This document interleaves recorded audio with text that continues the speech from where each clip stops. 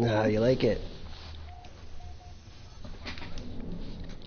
Back on YouTube here, just live. 86. Whoops, fix 86. Yeah, that fighter will, like, it'll definitely tear enemies up. Imagine when you get into like an A or an S or something like that, the damage increase.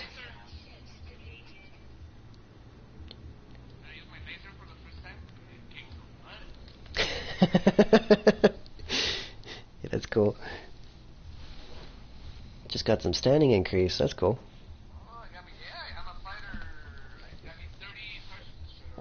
Oh wow, you've been squishing some pirates. On your new file, yeah, 30 already, yeah, you've been busy. Oh goodness.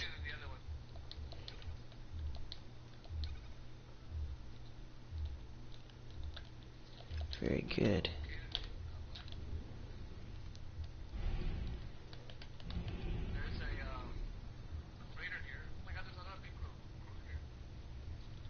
They're pretty much an endless supply. They'll keep warping in and stuff over time and whatnot, and if you fly a bit through space and whatnot, you'll be able to see more. And yeah, just make sure to save every time you buy one. Yeah, the cargo pods, you can attack and destroy those, but it'll piss off the authorities, sort of thing. That's an opportunity for some piracy. Is it your own ship that you're destroying, or? These pirates are gonna take a swing at my little tank. Yeah, they're about to come after me here. They see my high value cargo. Yeah, I'm on one of my haulers though with a 59% shield bonus, so they're messing with the tank right now. I ain't scared. Just keep charging them. Make sure you charge them. Make sure you don't forget. Yeah, definitely. If my shields go down, it's one of my first reflexes to down and up.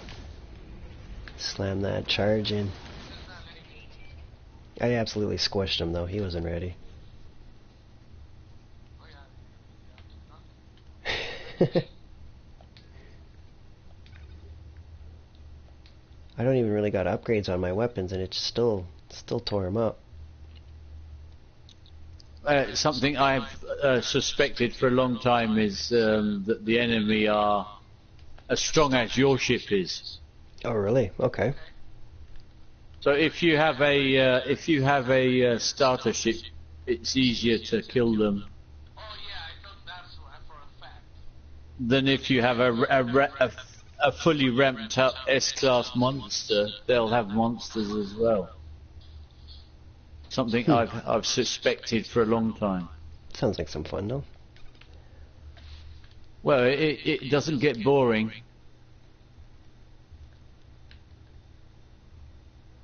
I mean, I tend to get a bit disappointed with the game if they only send like 3 after me instead of 5. I take it as a personal insult.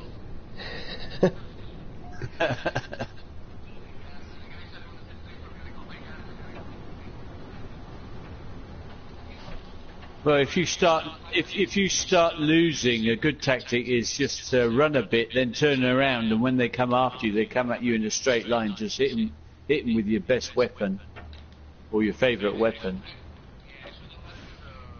while they're playing catch-up. What do you like to use?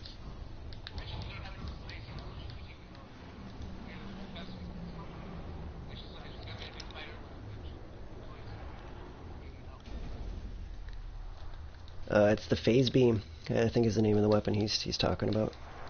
Oh, right, yeah.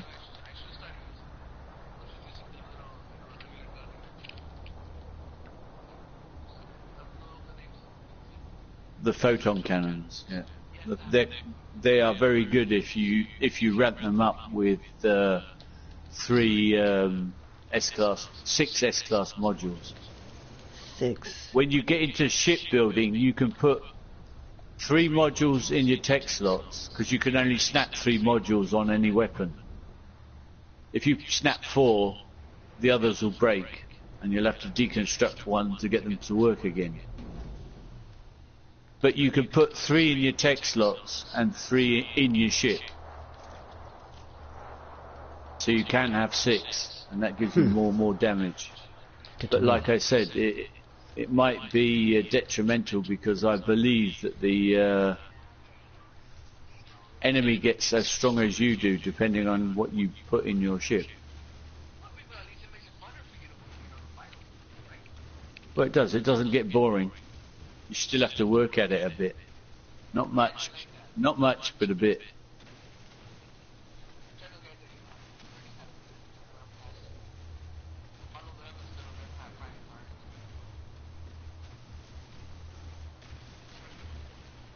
I think that's a bit of a myth put out by the game. Fast turning just doesn't do it.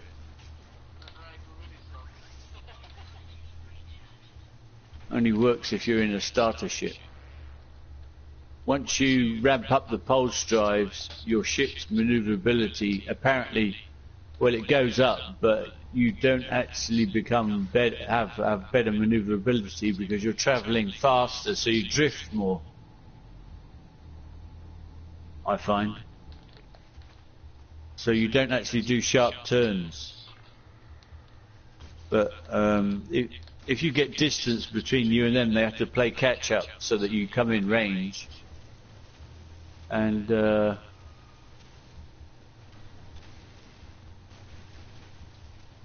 you could just mow them down as they're straight lining you.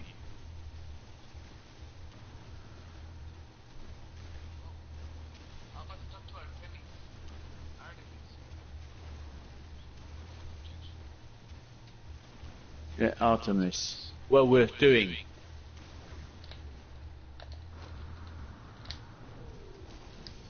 Takes quite a while to get work through it, but you have to bring your base missions up as well, because you have to be able to build a circuit board before you can make a mine dart. Or if you talk to Ned nicely.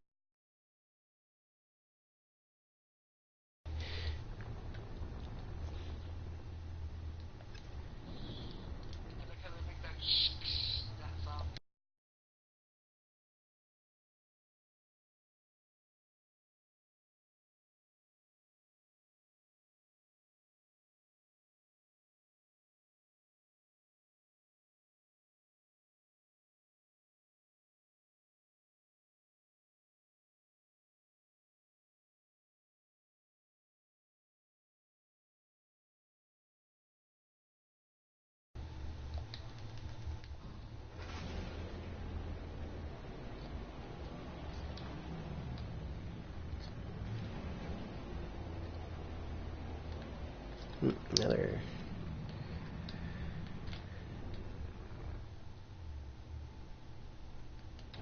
Oh no. That's cool. Can like see like the sun like behind the other planet there and stuff. It's pretty cool.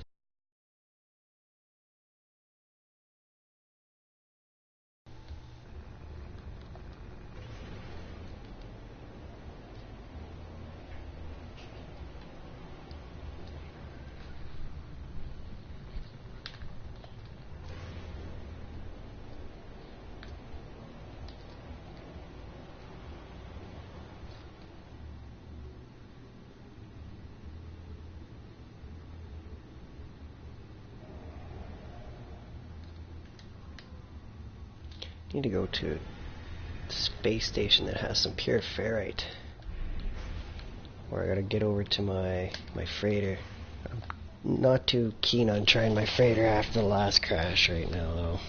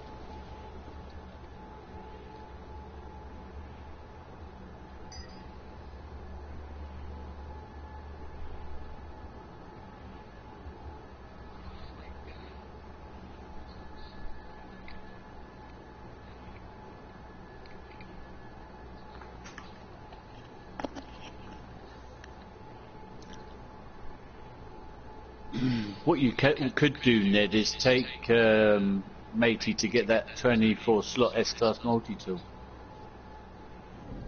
Oh, that the S-Class station that we found, or no, the one where I took you to get yours. Okay. I wonder if that's on. I wonder if I'm able to travel there on my network now or not. Well, you should be able to, because you joined my game there, so you should have the address. Called Lekrov Oleg. Lekrov Oleg. Okay, I don't know if it's see it out on my portal network or not. I don't know if I even stopped at like I didn't build a base or anything there, so I might not actually be able to return there at this time. I don't see it. You should be able to. You should have the address in your teleporter book. True, my discoveries. Just go to space stations on the teleporter and scroll through them and see if you've got Lekrov Oleg. I only have 3. It's Ardali, Isius, Ukoya, and Ashion. They're all like local ones to Latin save at this time. I only just recently. Yeah, I don't have it. I only just recently built a portal on my join file sort of things. So I'm only just starting to be able to make connections there now. I think I didn't really understand how to get that to work until recently. A good thing to do is when you join someone's game like that is to use the teleporter in the space station back to one of your bases, and then come back.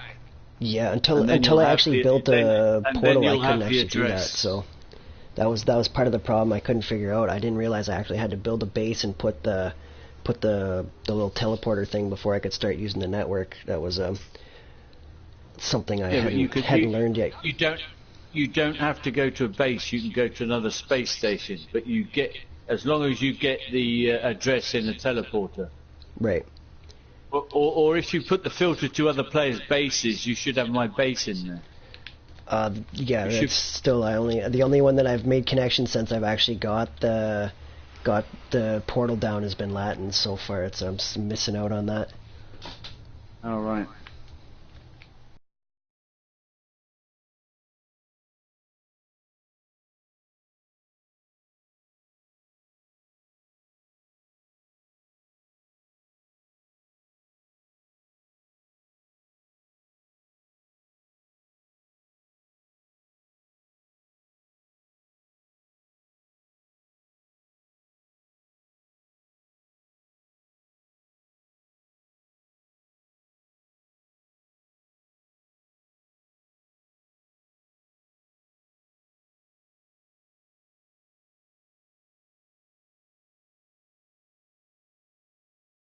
I'm in Hilbert primarily, and when I join on my own file, Oh, right, yeah, so that's why it won't appear in your teleporter book. And I'm not sure where we are on Latin Boys. I have no clue which system we're in.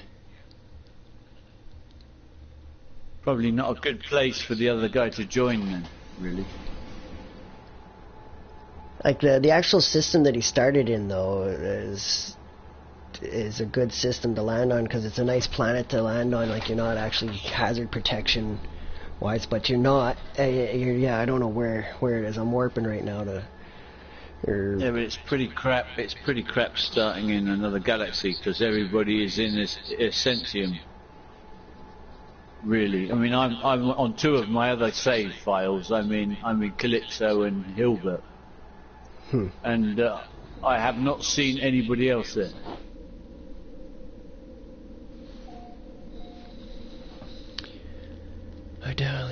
Okay, this is Essentium then.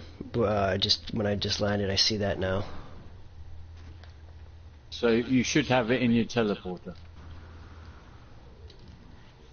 If I go through my discoveries, I would be able to find that and possibly travel there, but my teleporter information is still really small. Like, I only just got to like the 2nd page earlier today, and it's been like I only just got my transporter was really was lacking. Like, until you build a base with the portal at it doesn't let you actually portal anywhere.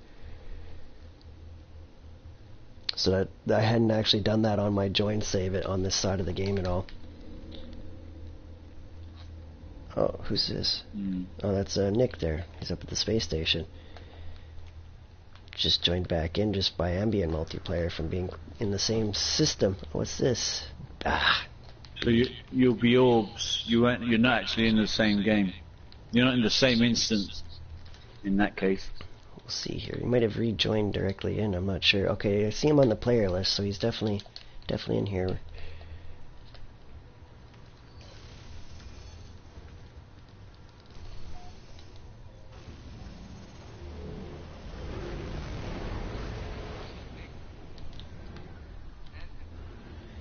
Oops, I forgot to grab. Yeah, I'm not there. I'm in my own save somewhere else. Ship hunting. I forgot to grab materials to build. Well, you got enough in your Colossus. Just build a geobay and spawn your Colossus up. Yeah, I'm working on it. I just needed some pure ferrite to make things look nice, so I can put down some foundations to put my radio beacon on, so it looks the way I want it to. Spawn your Colossus and put a refiner down and refine up those rare metal elements. You'll have loads of pure ferrite. That's true. I'm actually just going to make a quick trip over to Latin Boy's base. A stop there on my travels. He's got some refineries there. I actually forgot my refinery over there, so you have two right now. I could.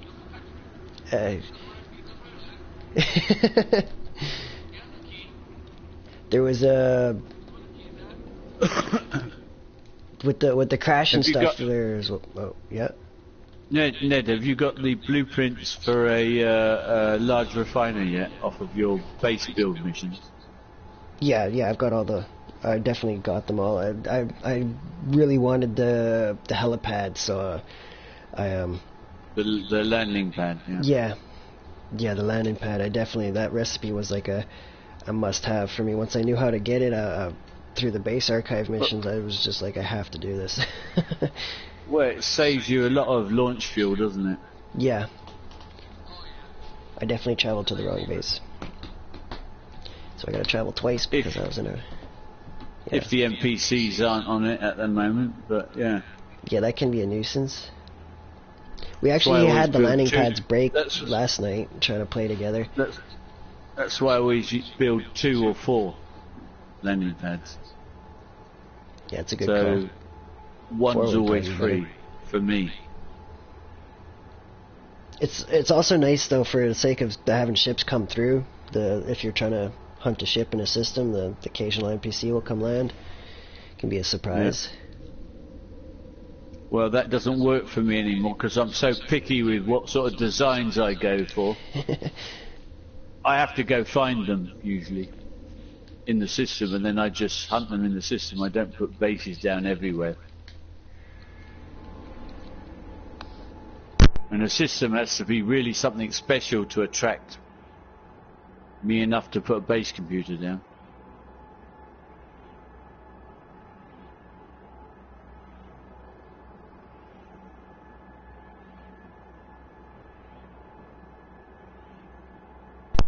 I keep traveling. I'm still like within the system, but I kept jumping to the wrong place. I trying to be fast, adding more time. Yeah. Make haste, less speed. It was just, it's how it goes for me sometimes. Trying to be quick, picking the wrong place to travel on the list and traveling there. Like, no, I gotta sit through this so I can travel again. And go back, yeah. Yep. I traveled the right one this time, though. It didn't take me long to get here from... only took me about 10 walks. It's quite good.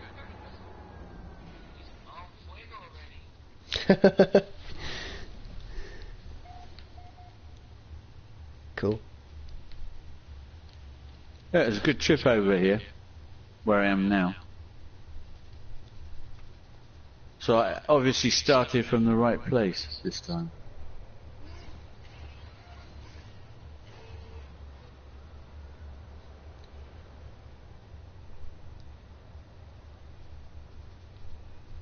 Alright. Yeah, the system definitely, there's a noticeable difference with more players in the session with like bases loading up and stuff. I'm seeing that now.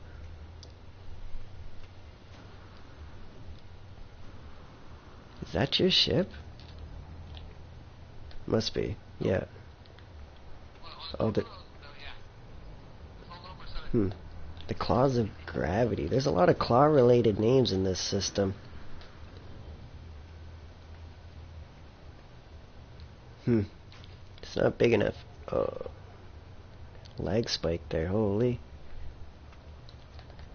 Is that? Oh, for the sea. That ship be teasing me, man. After that S-Class that wouldn't land, man, that was such a tease. Yeah.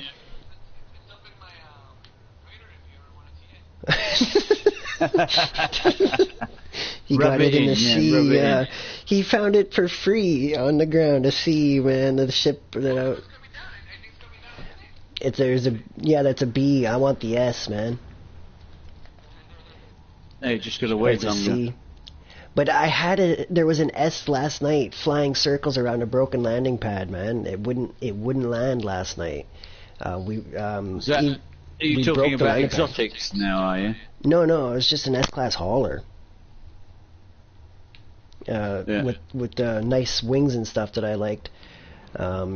It's here. I can take a.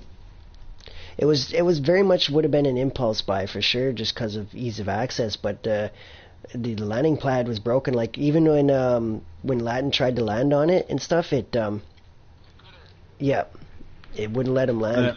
He landed like on the edge of the landing pad, which was really weird. And then when I tried to land on it afterwards and stuff, it still was broken. Like it was a broken landing pad for sure. And they were just no, it was on it and rebuild it again. I didn't have the power. It was on what's it called again? Yeah. Trading post. Yeah. Oh, did you pick up? You probably got a bunch of flowers and stuff when you picked those up.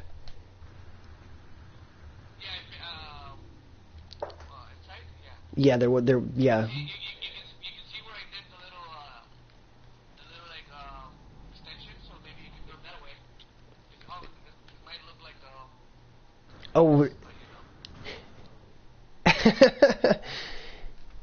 Is there there was some base, there was some here. I placed some biodomes here. It must have not have stayed or something, because I had done some building here. No, like I took off the door and there was 4 biodomes here before.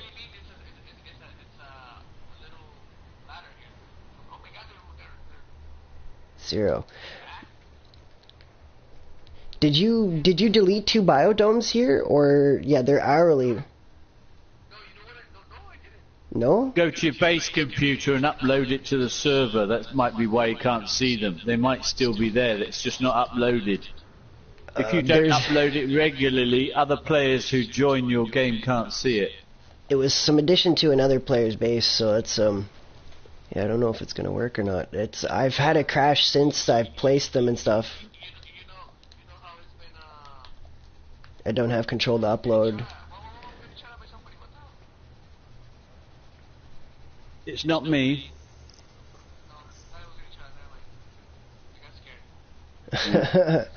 Yeah, that's Nick in the session. The off mic.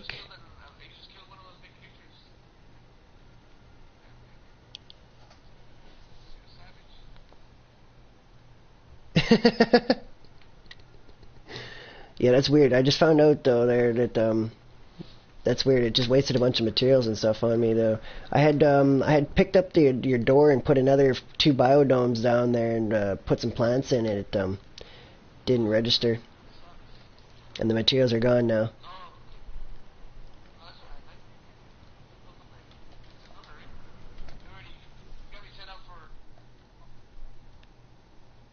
Yeah, the materials that I had for that are no longer in my menu.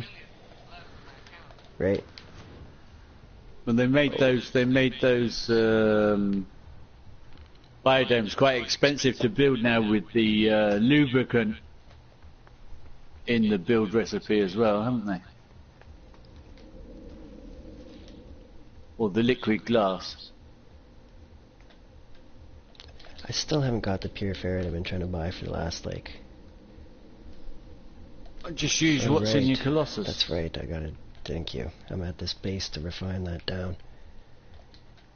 And I have some leftovers from before, I see. Unless that was somebody else's, but I think that was mine from before when I was refining stuff.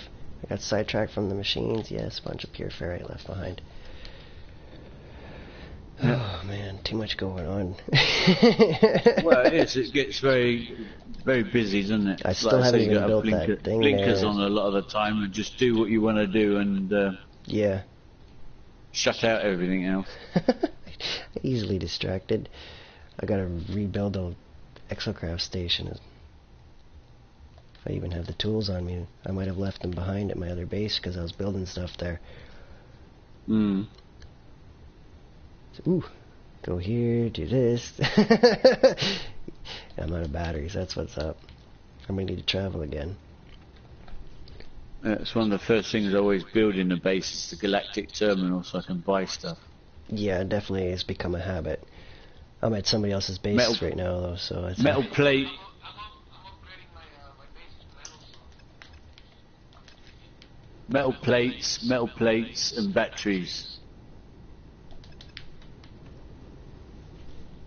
are the most things that I buy usually. That's not what I want from that.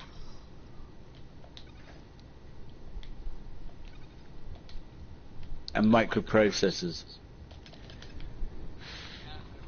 Hi Ben, I see you. Yo, it's a long enough comment. Definitely busy.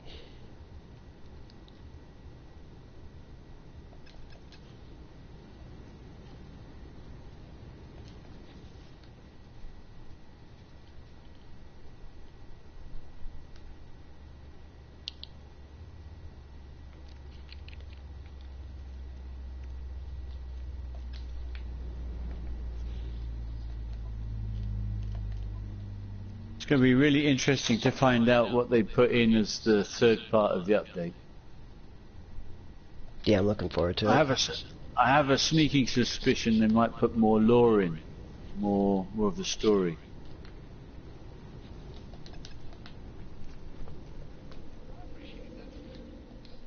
I'd enjoy it as well.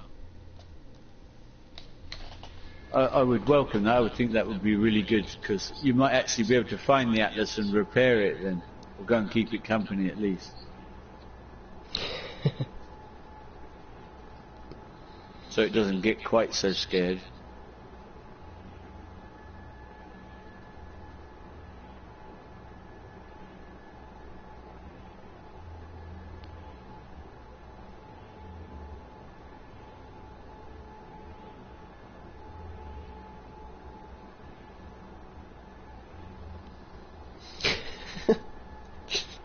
Just chuckling about Latin's mishap with the plasma grenades or the geology cannon earlier. It was like a flash of lightning or something went off when I was in the machines refining there. I was like, what was that? Come out and it was just the Latin boy has died. Yeah, has left your game.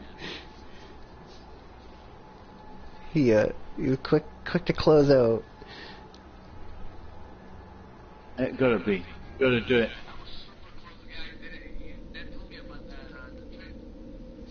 Yeah. It's a game saver.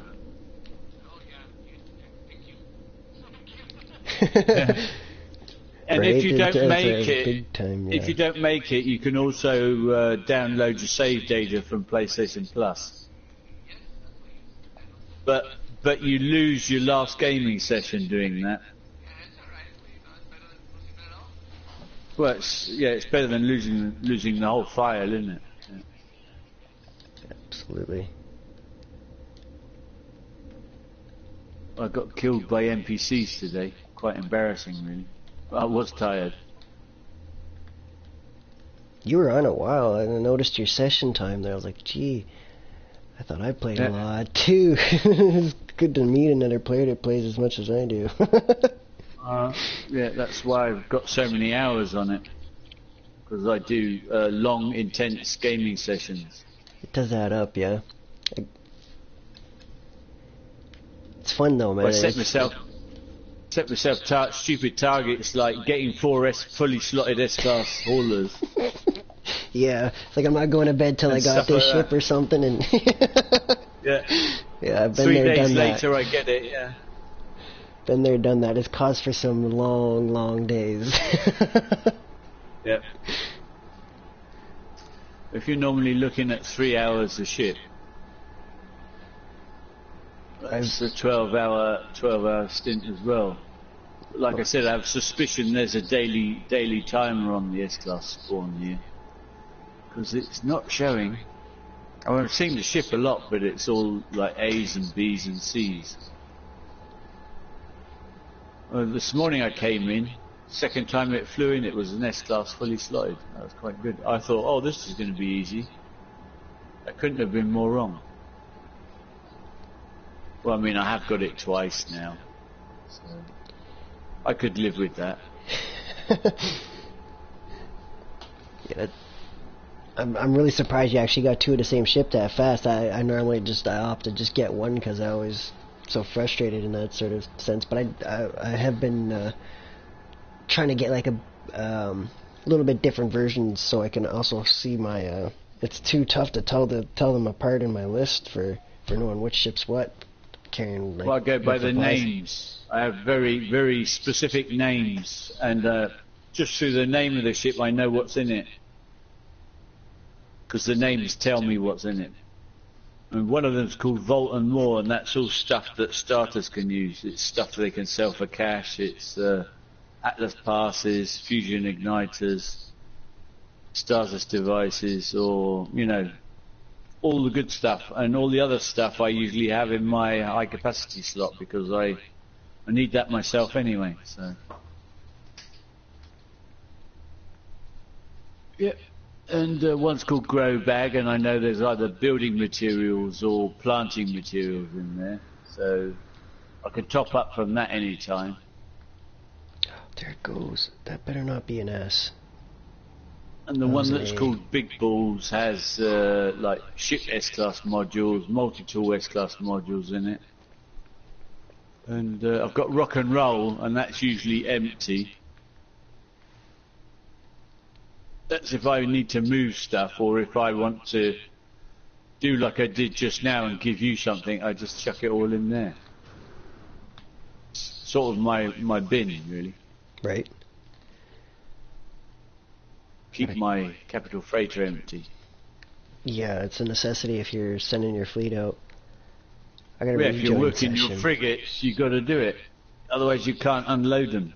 You can't debrief them if your capital freighter hasn't got enough space. Sort of gridlocks the whole thing, really. Really does. I actually got mine going out. I sent them out. Starting to do more missions here. I gotta go hire some more guys, but I'm making progress on that. I gotta finish putting in another 4 fleet rooms though, but I kind of want to wait for this run to finish and then reposition somewhere it's nice to exit out and quick to run down to the end, because I'm always worried about crashing when I'm trying to offload. Yeah. I like to be able to get to my save point quick down in my hangar. Yeah. Well, I am hoping that the new graphic engine's going to sort a lot of this crashing problem out. I got high hopes for that. Volcano, it's certainly got the name for it. Just explodes on your screen. It'll pop up instantly. That'll be cool. It would be. Well, I imagine that VR wouldn't work without it if it wasn't better. Yeah, that's definitely a very valid point right there for sure. There we go. I can see the landing pads again and stuff. There was all kinds of stuff was not loading in for me here. Whoa, we got some trees coming back now. Holy, that actually looks really nice beside your base right now. I don't know if they're still going to be there, but Oh, they will. Do you Every need me to time move- you close your application and open it, they respawn. I should move my ship out of the way. Even if you've mined them all away in the previous gaming session.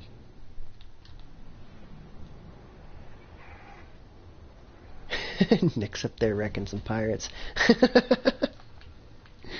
Yeah, can't get enough. He's going to be dead again soon. They'll come and get him.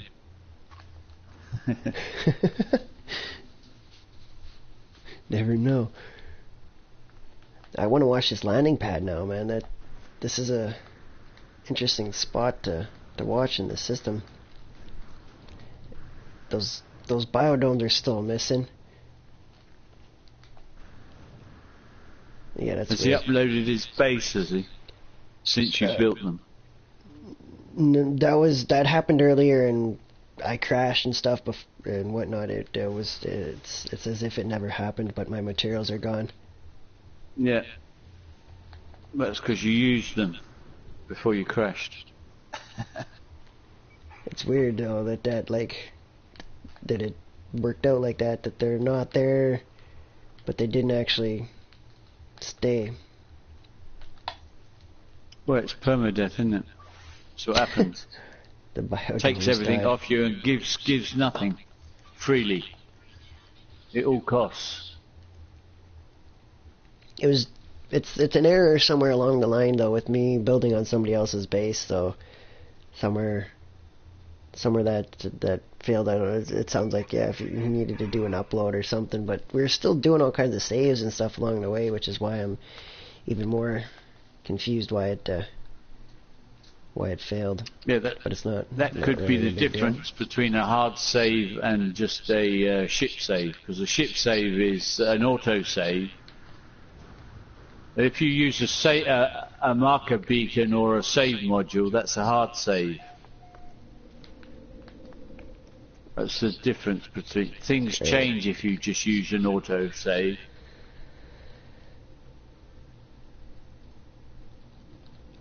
I was gonna put one of these Colossus launchers down here. Latin, is there somewhere roughly where you would like that? It's like the tank of the game. It is the big old guy. There's a big hole here. How about you put it on top of this platform, like going this way? Look at me. Yeah. Do you want it above the hole?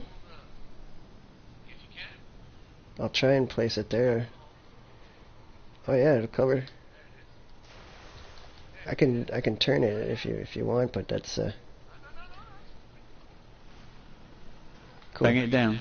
I needed to summon my exocraft over here, so figure I'll leave you a launch station and stuff there, so you can. Yeah. A47A. It's close. It'll be coming in as a C40 next, I bet.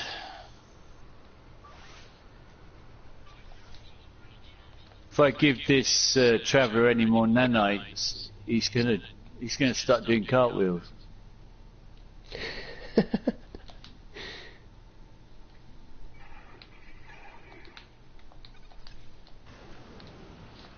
He's dancing around all happy now. Gives me cash though for me nanites. This is quite a nice way to exchange nanites for cash.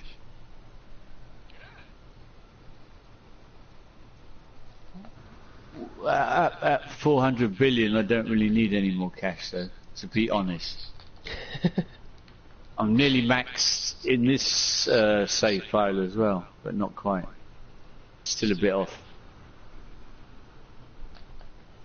Just gotta borrow the refineries here for a minute, and if I'm in your way building, let me know, and I can reposition.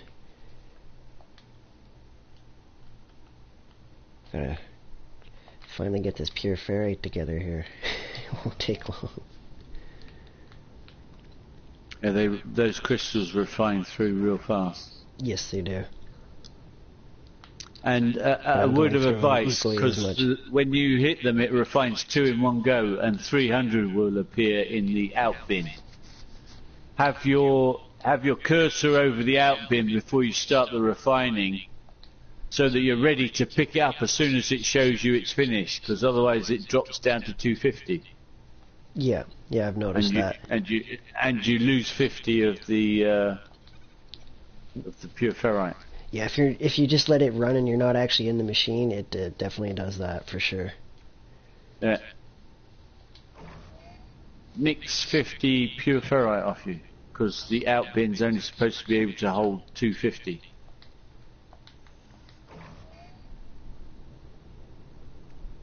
But if you're ready, and as soon as it finishes, you pick it up and transfer it, you get the 300.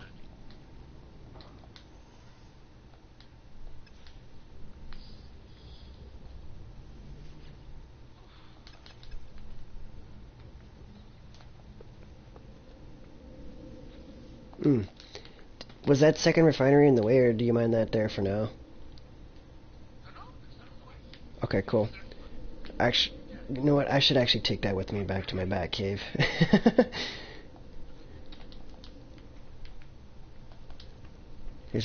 Yeah, I don't know. Save me some traveling, possibly. Batcave Bubble Planet. The cave is actually like a lab, though. It's kind of like it circles around back on itself. The cave. Was kind of a lucky occurrence that I didn't know happened until I started driving through it and ended up back at the start. I was like, what? Yeah. I've been here before. Yeah, I was really surprised that it loops back on itself. It was a lucky occurrence.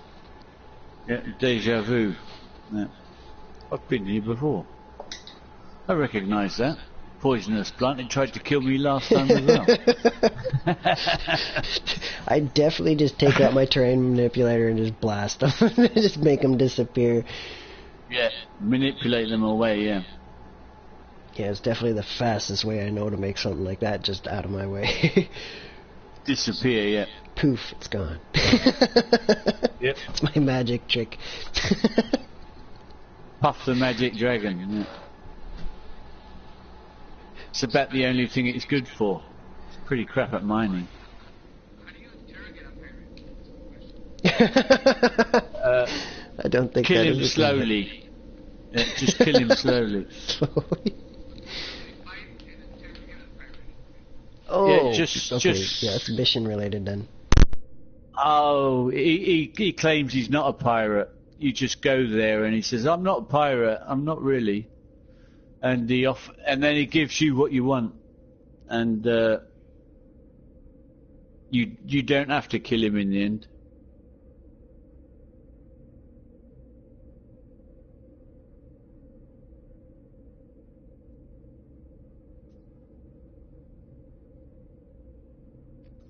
He bribes you to leave him alone. And yeah, being the good, honest traveller that we are, we take the bribe and leave him alone.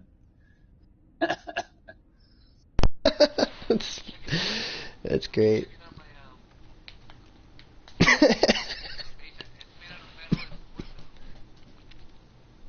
Upgrades. Yeah, nice combination.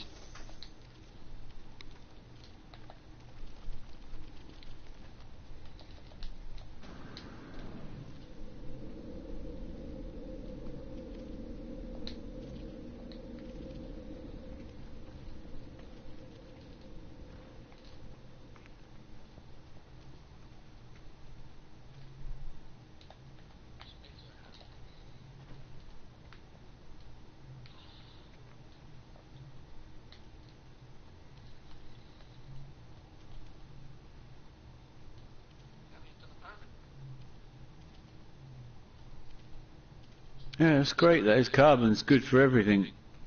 You can do a lot with carbon. It's one of your bread and butter items.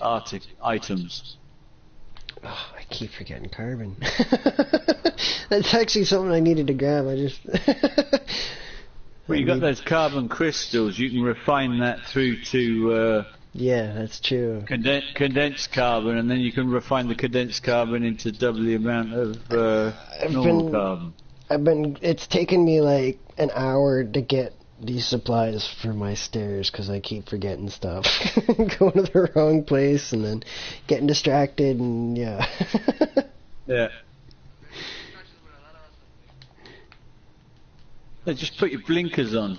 Put your blinkers on and do what you want to do. I've been hopping back and forth trying. It's a slow process for me at this point.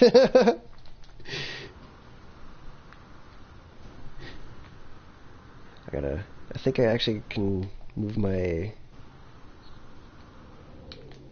Like, it's like I keep wanting to grab something, and then I go somewhere to grab something, and then it's like I realize I need this to do that, and then it keeps pulling me in different directions.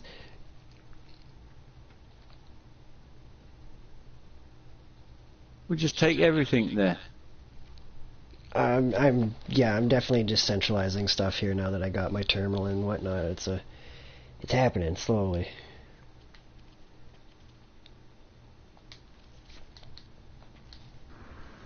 I mean, you've got everything in your Colossus, so I don't understand why you have to go backwards and forwards.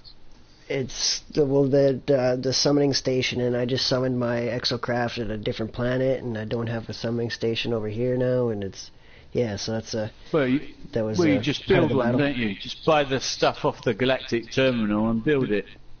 Don't have to go anywhere. Yeah, no, not really now, but it was like the process of getting access to those things and whatnot. Well, that's why I always build a Galactic Terminal off the bat, because you just buy them and then it's done, job done. As long as you've got the element, you're okay. What's it called? Forgotten. Like units to buy stuff. Paraffinium. No, the paraffinium. As long as you've got the 100 paraffinium, right. You can buy the batteries and the plates. I mean, I always carry 500, and you don't use it for anything else apart from vehicles, so if I run out of that, I must have been not paying attention at all. Because what I tend to do is I build a geo bay, let everybody who wants a vehicle summon one, and then I delete it, so I get everything back. Yeah, I've been leaving my house for gifts. Unless it's supposed to be part of somebody else's base. Yeah, that sort of stuff has blindsided me with leaving supplies and stuff there. It was I forgot to go grab sort of stuff after leaving my leaving a bay over at Latin's base there and whatnot. Yeah.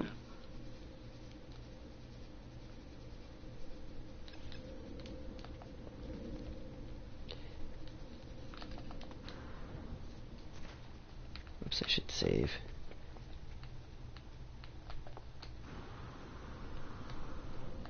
Or do an upload, then save.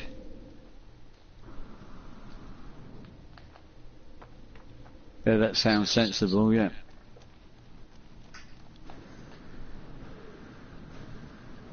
No sign of my ship. It's going to be a long night, I think.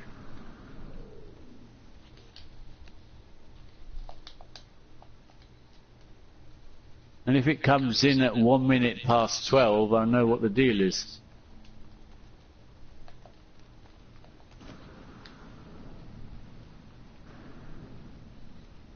I'm just going off mic for a sec. I'll be back in a while. No worries.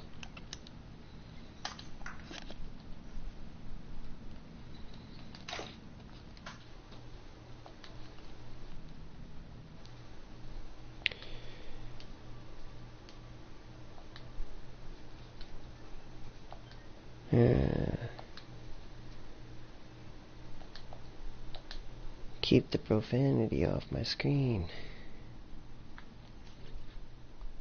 Mr. Little Junior here's apparently I fucking suck.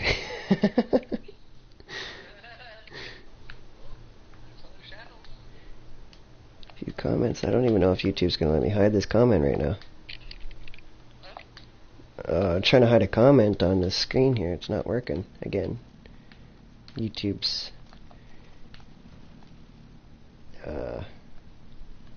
like the chat moderation on the PlayStation side is really lacking. I can't actually hide comments and stuff here right now.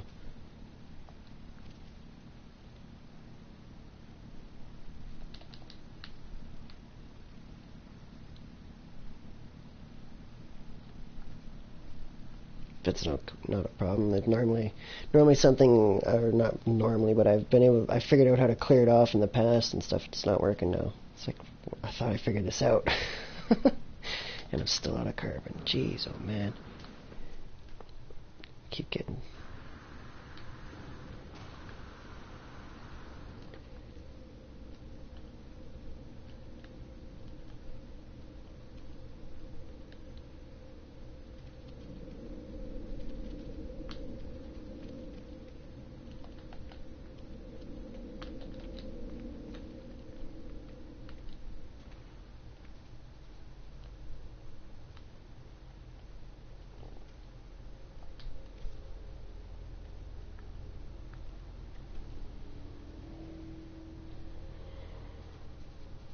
What are you working on now, Latin?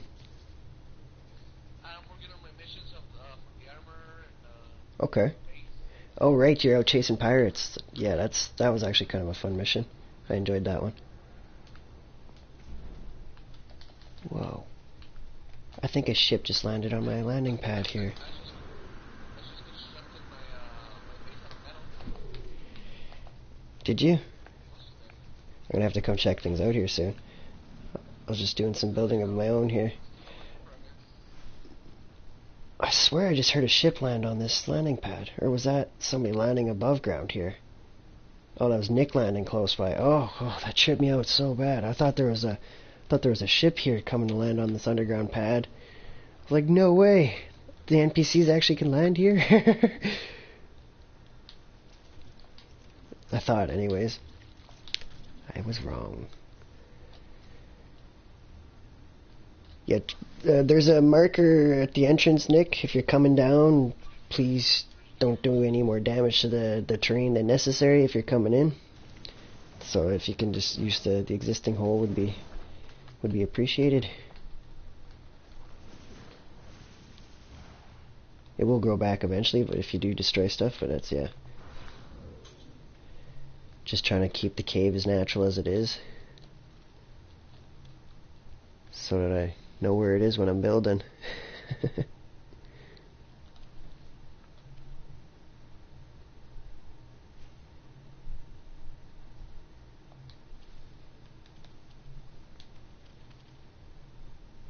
And I still haven't got that material. Oh my gosh, I keep going to build a refinery and then go back, sidetrack building structures, and then I keep running into my carbon problem.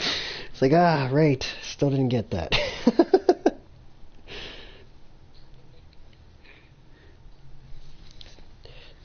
Too many distractions here for my base, man. I just keep getting sidetracked building. I keep seeing something I want to change, and it's like, okay, I gotta fix that, and then fix that, and then, yeah, carbon problem. I'm making sure I'm doing it this time, though.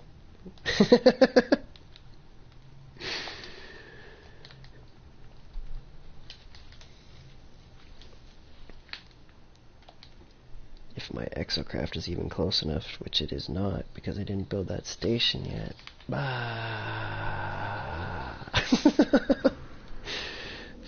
We'll get there.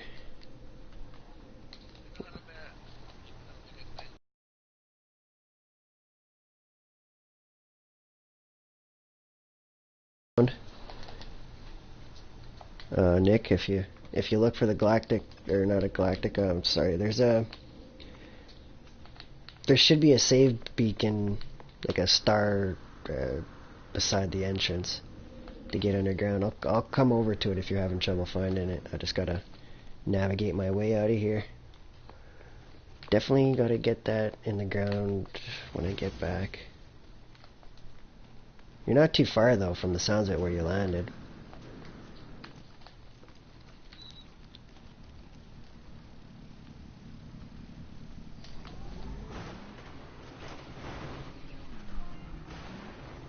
Oh, let's go this way, please. There we go. Actually, I'm gonna come driving right on out. Oops. Woo. Alright, I'm over by the entrance now, Nick, if you're trying to find. Yeah, there you are. Eventually I might do some above ground building, but for now it's a hidden bat cave. I ended up finding this place I was playing around. That's why there's this weird weird big mark in the ground there. There was some anomaly like things that roll down the hill just at the end of it. The curious deposit right there.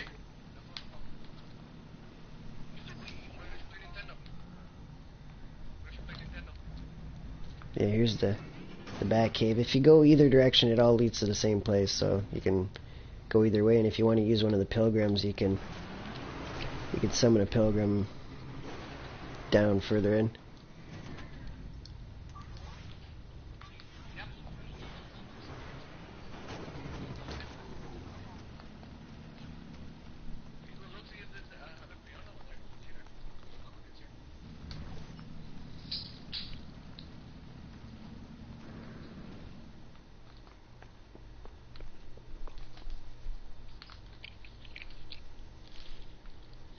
Right, metal plates and exocross station. So I can actually grab the carbon I'm trying to refine.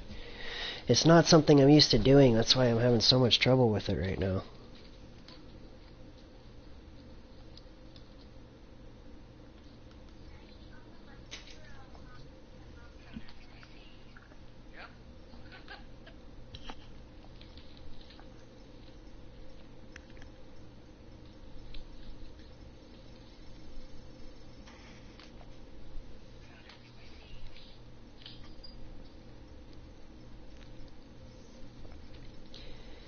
Nick, if you use the portal here and travel up to the space station, actually you might not be able to do that yet because you're too early in your game, but if once a person has this like portal discovered and you travel in here, your ship lands underground and you can take off from underground here.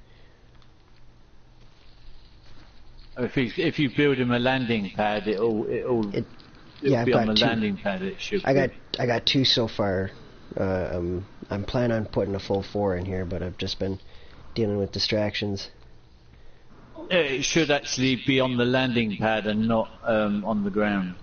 Yeah, it definitely works, man. Like, my ship, it's an underground takeoff zone now. It's a little rough on takeoff, but you can take off from underground here. Let's see if I can actually build my general station now, or if I didn't grab enough materials again. Man, I really dislike how you can't enter your build menu when you got your terrain modifier on create mode. That's many times I get stuck sitting there trying to like open my menu and it's just like won't work. Won't work. Yep.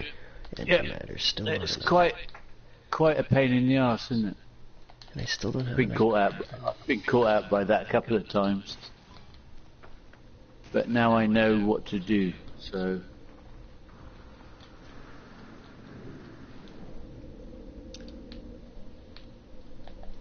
I automatically check what my multi-tool's set to if I'm having trouble.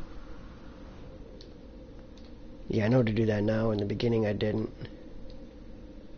Yeah. Okay, well I gotta go back above ground and get materials now because I don't have what I need.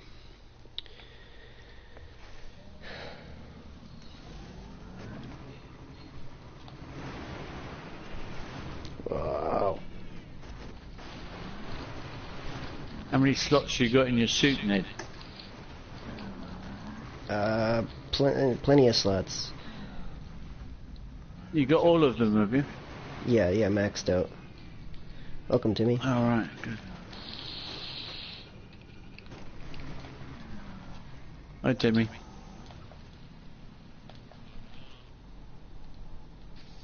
Just building away. Oh, that's no worries. Ah, okay. Yeah, I wasn't sure if you crashed out or died or what. It just disappeared. We're actually in a decent starting system if you're trying to join up again. Or I think there's one slot left in the lobby right now. If you're trying to start another PermaDeath. I just do that. Never really played much of the PermaDeath. I've just been playing like I've had my normal game saves pretty much since the game started.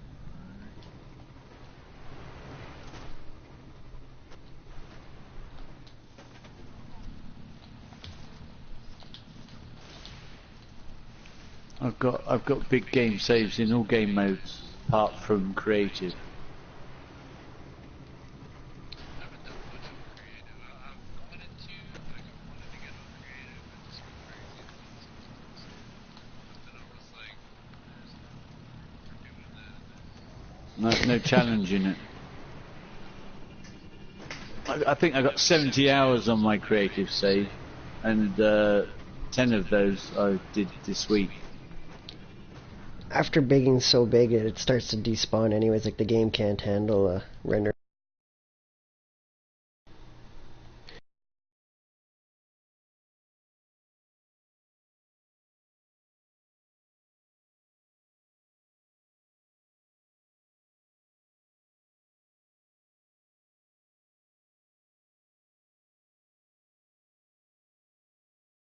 Pilgrims and things. I'm ready for VR. So am I.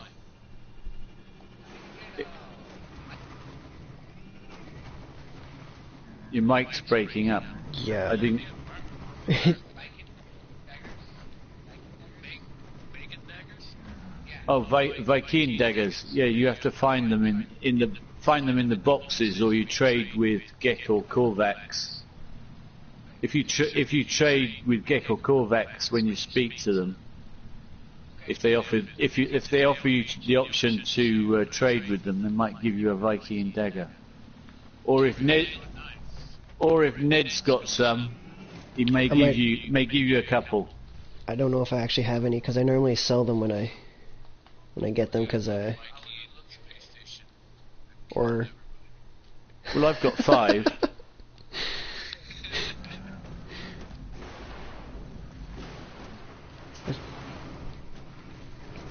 alien space battles.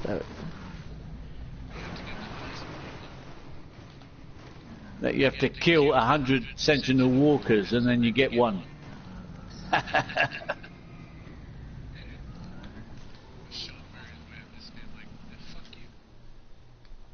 Yeah.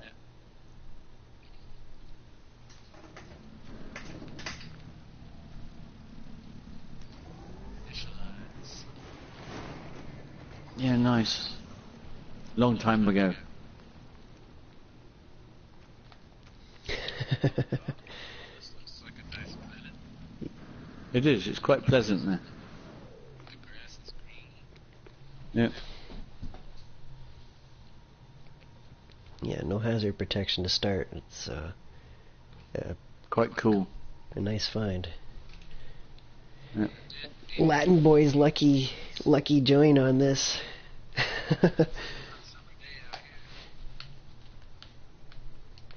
Just go for a nice long walk.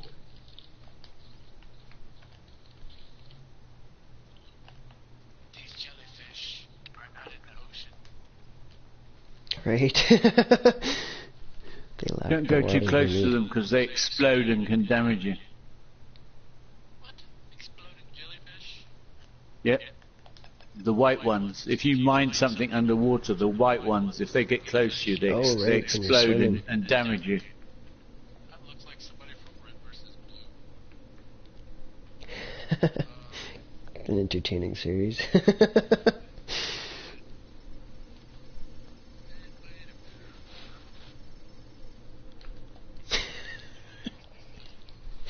uh,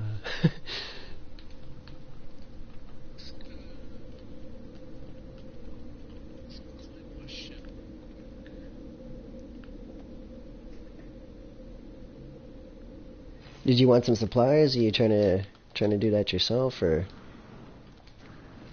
you can come over with some care package of like some chromatic metal and different stuff?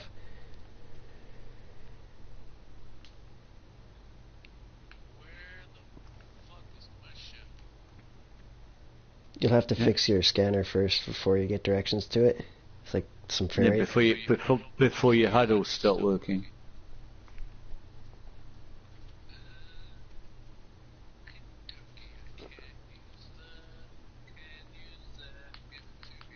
Give me all your dust, Brock.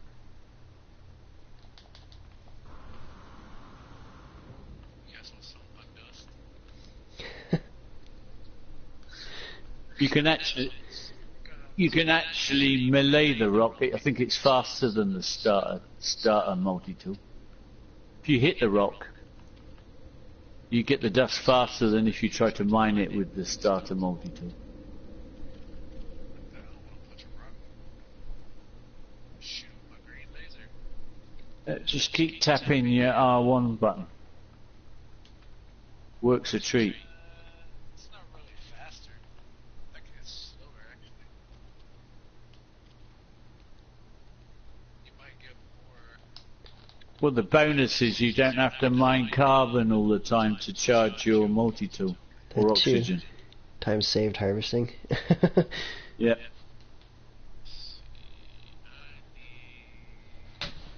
I need 7 pieces.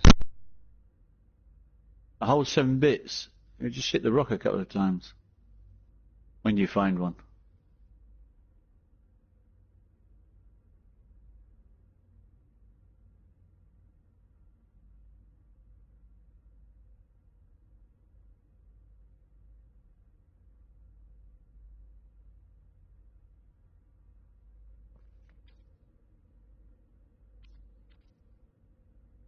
Should be on your HUD now.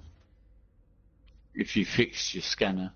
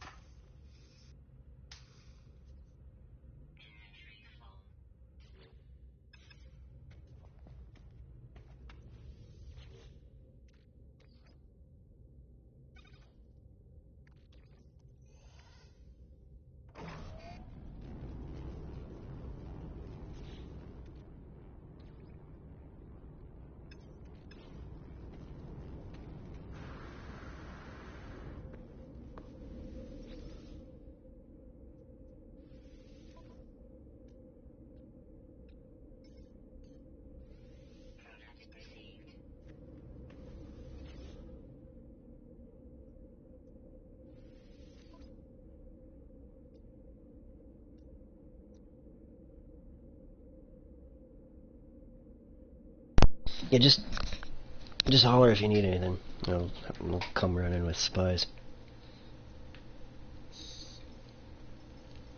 Hermetic seal would help, wouldn't it? I think part of the story mode is still likes to send you over there, but it would get you moving quicker. Yeah.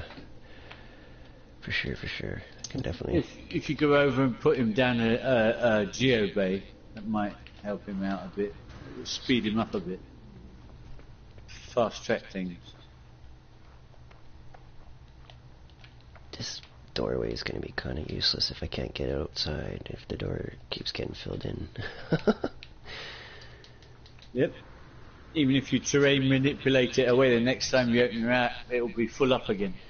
Yeah, it's giving me some grief. That's why I don't build underground. I'm finding the limits of my structure here with as I test it, sort of thing. Look, I built a base once, and some of the biodomes were underground, and I got quite fed up with coming back and finding that I had to terrain manipulate half a mountainside away just to delete it all because I couldn't walk into it because it was all full up.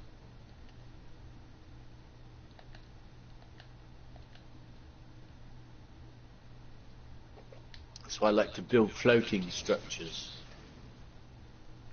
Yeah, I could definitely see the benefits to that.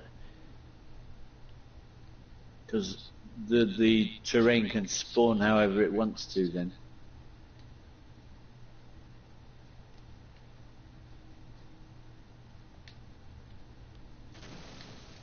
There we go.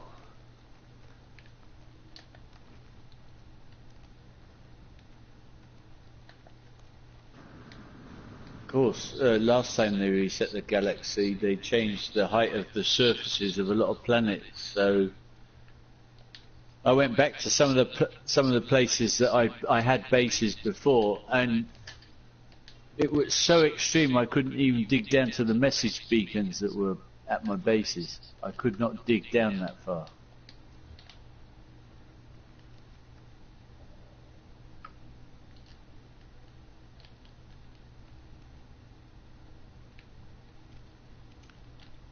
I'm hoping they're not going to do a galactic reset this time, but I think they might. So If it's such a big update as they're promising, I think they'll have to.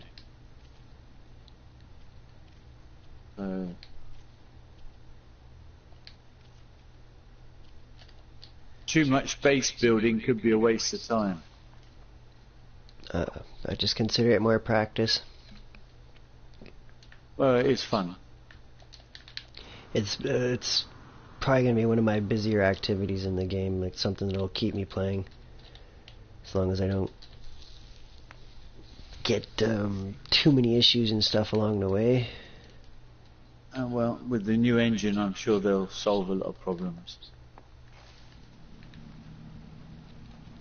Yeah, as I learn which pieces I can connect to others and stuff like that, definitely makes it little more enjoyable as far as building with all the materials, now that I know how to, like, the puzzle of connecting what to what, because they eventually all connect together. It's just a matter of figuring out which ones are actually going to work with each other. Yeah. It's also interesting when you find out what you can use to build it there and then delete that away and build something else and leave. That's quite interesting as well. The puzzle of the pieces. Yeah. And there are YouTube videos out of base glitching, because there's a glitch you can do so that you can actually snap things together that don't actually go together usually. I haven't actually got it to work for me yet, but that's because I'm old. I haven't looked into that. My fingers don't do it for me.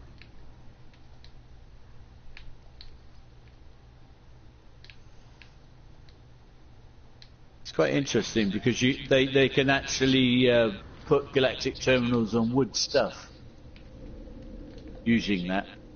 Did you get your hermetic seal yet, Tim? Floating in the air as well. Okay. Is there some supplies or anything that you need at this point then? I was going to make a trip over if there's some stuff you would like along the way. Grab some dioxide and stuff for you. Like chromatic metal, possibly. If I don't have any pure ferrite. pure ferrite. I think I got some. I don't know if this piece of shit multi-tool can mine anything. Right, I can probably grab you some. It can, but it takes a while. But if you can, don't even worry about it then. I got it. I thought I had a lot more in my inventory than I do. I don't even think I have any in my inventory, but I do have some things I can refine to get that at some point. I've been building with a lot of pure ferrite here, doing a cuboid structure, so I've gone through a lot. It's like 200 a block, so Yeah. adds up quick. Quite intense on materials, cuboid stuff. Yeah. So why I like to use the glass a lot. Definitely says advanced mining laser. Oh, really? Bigger rock. Pick a smaller rock. Bigger, smaller rock. That says pure ferrite. There are no small rocks that say pure ferrite. Well, looks like you need help then. I do need help. Okay. Pure ferrite. And the life support system, so So dioxide then. Docksite is probably a good thing as well. Don't run around too much. Yeah. Yeah, if you keep running around, you'll run yourself to death. Yeah.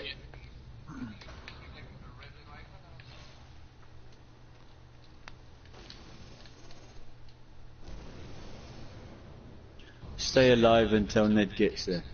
Just I'm on my stand way. still and admire the view. Yeah, I need you to... Oh, there, I can see your... Yeah, you've got your settings right. Good, good, good. I'm on my way, Timmy. I got some dioxide coming right away, and then, I think the pirates are going to take a swing at me here, though. Oh, no. That was you? Okay. I was like, I'm just taking off. What did I do? You got a big target painted on your spaceship. Yeah, I wasn't sure there. I was... I didn't know my When you takeoff was that land, rough. You wanna get out and have a look on the back and see if you've got a big target painted on the back of the ship. I'm in third person. I can take a peek right now, and I'm Yeah. limited camera Shoot movement. here. Yeah. Oh wow, that's weird. Using the camera mode while moving in a multiplayer lobby, it makes it like a warping camera sort of thing going on. It's weird. Yeah. Strange. I've not had that First time before. I'd seen that. First time I've tried doing that in a multiplayer lobby though, so that's why I'd never seen that before. Use the camera all the time on planet. Have a look around and see if I've missed anything. Yeah, it's a useful tool for that, right? It is, yes. I like that you can just put the sun away too, like if you want to, or bring it up or whatever, right? If you wanted to check it during the night or the day, you have full power to change that. Kind of a Yeah. way to cheat the Change system the in a sense lighting. there. Yeah, if you're looking for stuff at night, yeah, it's a way to get it night real quick. Yeah. Oh, this is that ship, right? I get to see this for the first time. I haven't seen one of these before, man. This, like, pre-order ship. Yeah, the Alpha Vector. Wow. That's cool. It's better than that little piece of crap that you started with. Oh, hell no. What class is it? Is it a C class, is it? Or I like it. It's big, bro. Okay, there's some emergency air. I might have to refine some stuff to get you some pure, though. Yeah. how many slots do you get with it as a pre-order? It comes with 16 slots. Oh, so not much difference really then. Yeah, it's not really that much difference. Yeah. Technology slots. Well, that's one more technology slot. I think you get 15 and 3 on the starter ship without the pre-order.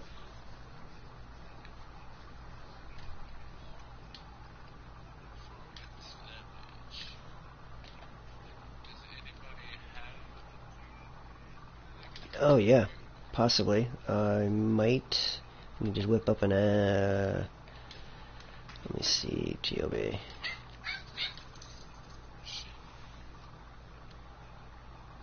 Ion batteries.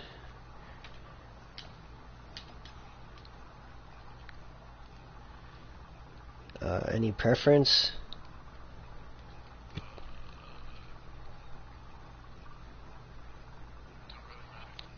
Nomad, they're both going to be they're all going to be empty. Just get the Nomad. Nomad. Now.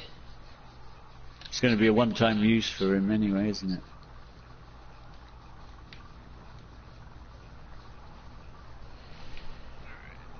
I'll get him where he wants to go fast. I'll have some pure for you here in just a moment if you don't mind hanging up. Oh, some pure, and I might have some oxygen here that I can pass as well. I don't have oxygen on me. I can change that in a moment though. Gotta delete this station and summon my...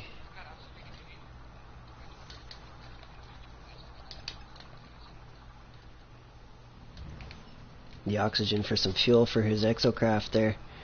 It's not that hard to find. I always use condensed carbon. You use carbon for yours, eh? Is this... Yeah, condensed carbon. This is Latin? Oh, there's Timmy, okay. Some oxygen for you. It goes further than oxygen does. Condensed carbon does, really? Yes. I didn't know that. Because you need less of it to charge your vehicles. I've just been running oxygen because of the compressors and stuff. You're out of range, Tim. I don't know if you can come back or if I gotta move to you or... There we go. There's some oxygen for your rover. There's a little bit of fuel anyways. Did you want some pure ferrite still? I think I'm just gonna go to the distress beacon over here and just get whatever over there. Because I know it's gonna give me some when I get there. Okay.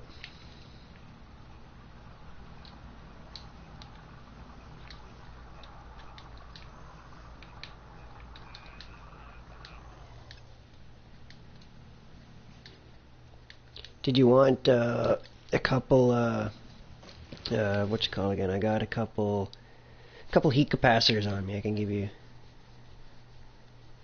if you want to hit up a station. You know what? You can go ahead and give me the pure ferrite too. Screw it. It'll save me the trek all the way over there. Just gotta get to the right page here. There's some pure ferrite.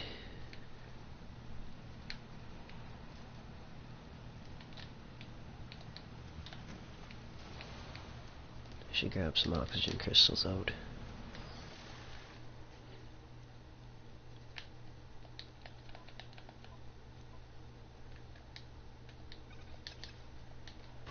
Yeah, I like to use condensed carbon in all my vehicles to charge them because you can actually mine the fuel as you're driving around if you mine the condensed carbon crystals. So you're not really while you're driving around, if you mine the crystals all the time, you're not really making a loss.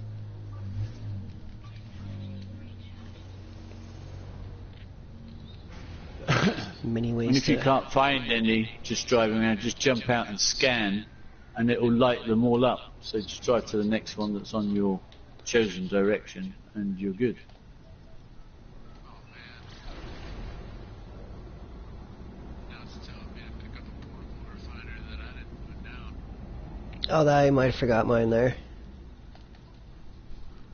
Probably did forget mine there. If there's one down over here, or if we can place one down over here that I can pick up just to make this go away. That might be glitched. I got mine in my inventory, so it's here. That might be a glitch or somebody else's. Well, it wants you to build one, so just build one because you can construct portable refiners straight off the bat. Yeah, it's part of the story mode. Some of the stuff in the story it actually wants you to build it to progress. Yeah. Yeah, it's part of the startup mission.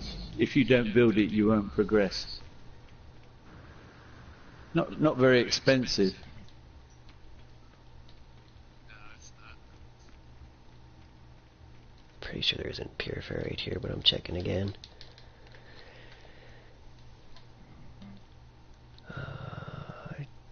Definitely none. And Okay. a save module is probably one of the ones it wants you to put down as well. Maybe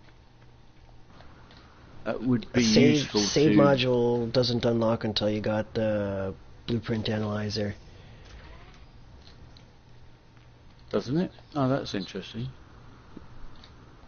Yeah, that was something I found out along the way with my replay on PermaDeath. There, it was like, where's my save pad? And then I was even more blindsided when the save pad didn't have an actual manual save on PermaDeath. It doesn't show up as a second slot, which is super sketchy. You only get one. You only get one slot on PermaDeath.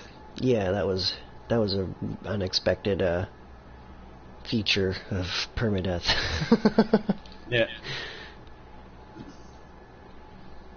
They keep it tight,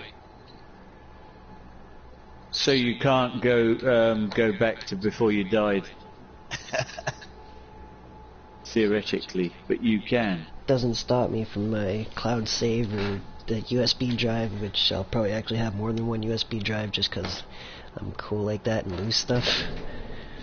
Stuff grows legs occasionally, but just gotta be fast. Hit that PS button and close that application, and you're good. Don't watch the desk screen.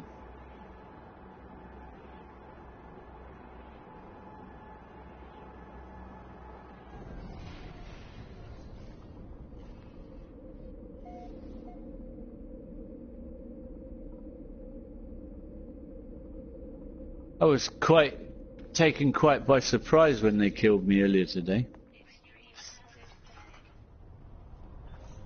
I thought it was quite... Yeah, that would have been a surprise. Quite funny. Just showed me how arrogant I've become in the game.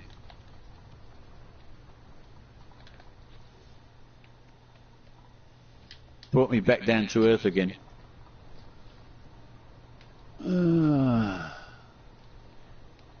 And I had 2,000 sodium to charge my shields with. I just thought, nah, I don't need to charge my shields. All shields gone, bang, dead. Phase beam. Phase beaming me from all sides. Wow.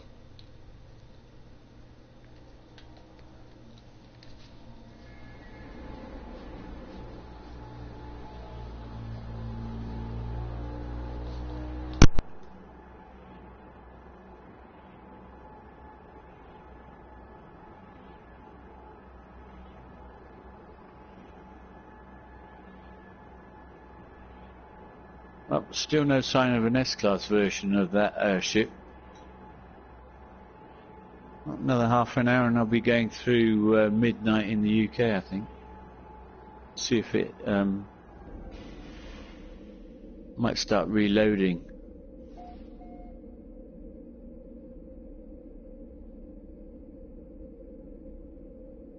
See if that helps. I'll wait until I go through 12 in the UK.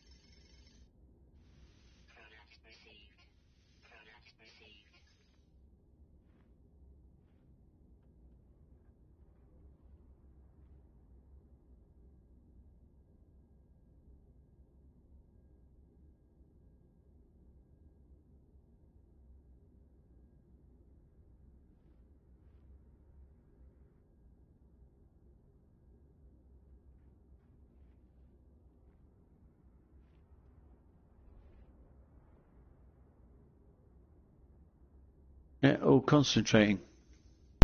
I've been busy. I'm like, whoa, I was busy. I'm like, I left Galaxies. I'm like, I my supply.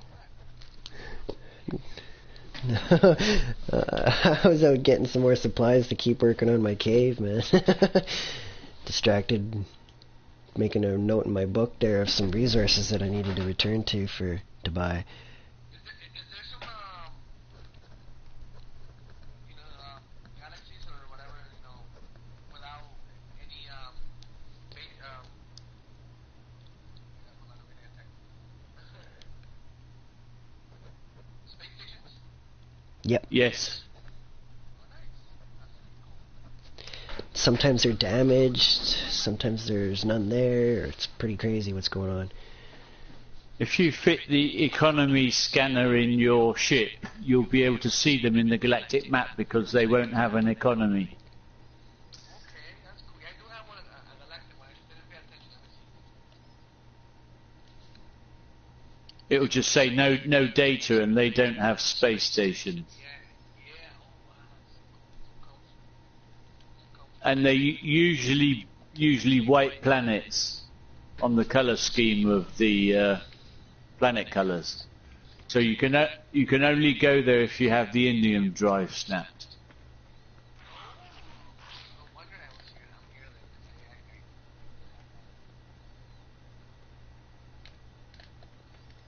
then. But they do have pirates, so don't get lulled into a false sense of security.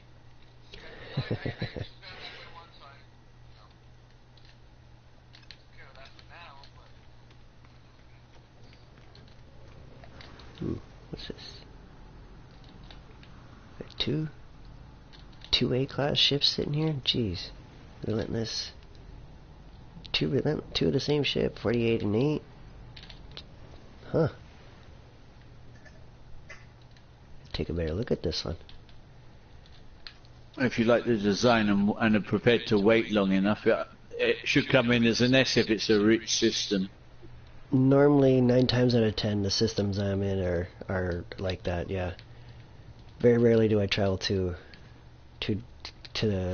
abandoned places or whatnot like that. I like staying in wealthy systems. So if I see something I like, I know I can get an S class of it. I don't like the T's. Like me, yeah. I always tend to only visit rich systems. Unless I'm travelling somewhere, then I go anywhere. Yeah. Because I don't usually get out to have a look. Yeah. Blinders on, just keep traveling. Yep. Straight line travelling, if there is something like that in No Man's Sky, because there never is. It's all zigzags. What was that, Timmy? Oh, no worries. Ah. No worries. Good seeing you again. You have a good one.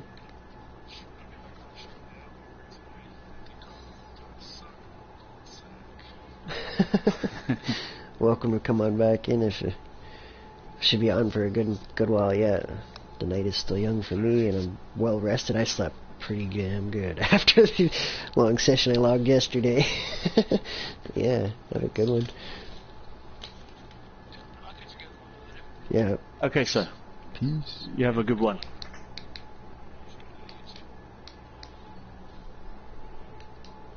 Met him on Elder Scrolls Online when I was on my ESO binge. You see me during my emperorship times and stuff like that, like tired beyond tired, logging like 36-hour shifts, sleeping in 6. I think he was part of my children run where I logged like 140 hours in a week. I only slept 27 hours that week. Hard going. That was my personal best. Will never do that again. It was literally painful. I've never played so long that my hands actually hurt where I had to stop. But I was playing as a healer, and it's just when I'm in there, it's just heal non-stop. Yeah, I played a different emperor than most people. A lot of people come in with damage emperors and stuff, and I was a healing emperor, keeping my squad alive around me. Just Yeah. important member of the team. It was fun. I enjoy playing a healing emperor, man. It was Well, different, it's like a different way to running play around it. as a medic in Battlefield, isn't it? Yeah, I did that as an emperor in Elder Scrolls, basically keeping everyone up and stuff. It was getting messages just you like don't heal get- as much and stuff. It's like, yeah, man, that's what I'm here for. Clear. Yeah. Yeah, my healing ultimate was dropping like every 3 seconds after it was done. Like it was like a 3-second Huh. cooldown and stuff. So 6 seconds up, 3 seconds down. I was generating so much ultimate. You just none of your guys died then. As long as they stayed close and stuff, and the way the settings were then, it was very, very overpowered. Healers got nerfed. Updates after that. All right, yeah, that's a shame. Yeah, that's eventually what drove me off the game. Got tired of my character getting broken over and over again. I put like the way you play this game is the way I used to play Elder Scrolls. Yeah.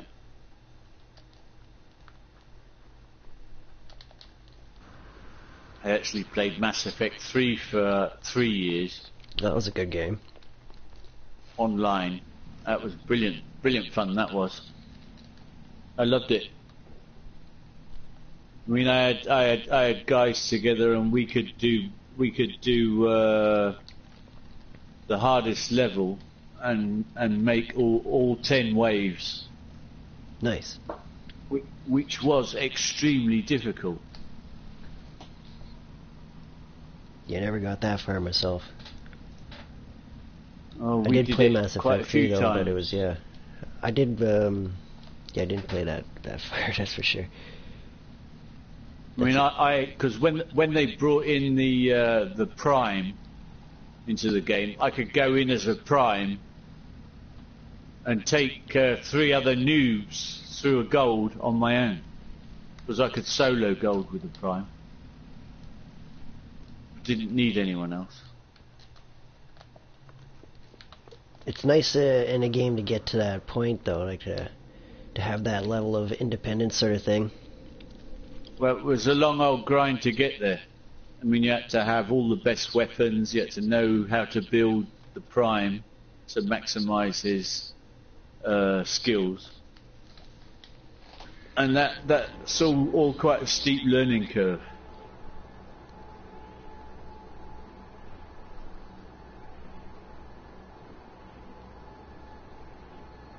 There's a lot of grind until you got everything. A lot of boxes, a lot of in-game units. I mean, but you could actually play to get the stuff. It wasn't microtransactions. It was in-game rewards, which I liked about it. And it is something that will turn me off a game very fast if you have to pay to play. Alright. Yeah, pay to play is definitely can be a real turn off, that's for sure. Yeah, I don't like these microtransactions that Rockstar love. Yeah, games. Some companies get a little carried away with it. Well, it's a big earner for them, isn't it? Right, definitely is. But they won't be earning if no one's playing their game. That's But a risk they run. I presume enough people do. So, but why should I do it if I've got a game like this that I really enjoy, and it's every couple of years completely free DLC. Yeah, I got a lot of respect for this company. I have as well. And if you think they started as 5 people, Wow, that's impressive. I didn't know they started out that small. yep. And the amount of crap they took for the game they brought out at release, and they're still They going, persevered. still doing Yeah. it. Yeah, definitely. I got a lot like more respect in that regard for that part too. Like they pushed through and yeah, they definitely. Well, they delivered. They delivered. They have been.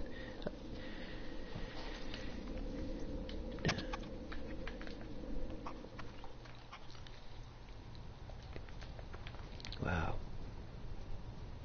This And system it's is not really many nice. games, not many game companies that actually do that. And I'm not just talking about small ones. I'm talking about the big ones as well, who have a lot more capabilities, but just don't seem to be able to use them. I mean, I understand why they were forced to bring the game out as a bare bones game, because Sony was pressuring them into it, and Sony was basically financing them Okay. at that time. I mean, startup and all that is always a rough with any sort of company, though. Like restaurants comes to mind, sort of thing. They made it through, and they're doing well as they grow in the future here. So I got a lot of hope for them. Well, yeah, I just hope they keep it going another couple of years. I mean, they Would be nice. they would, but it's a very large gaming community. Although a lot of people have been off for the last year and a half.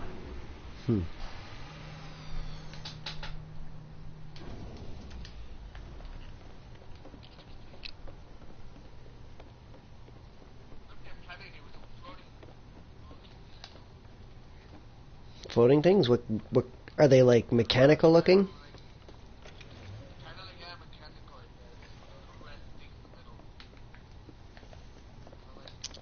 Oh, you're on an anomalous planet then, aren't you?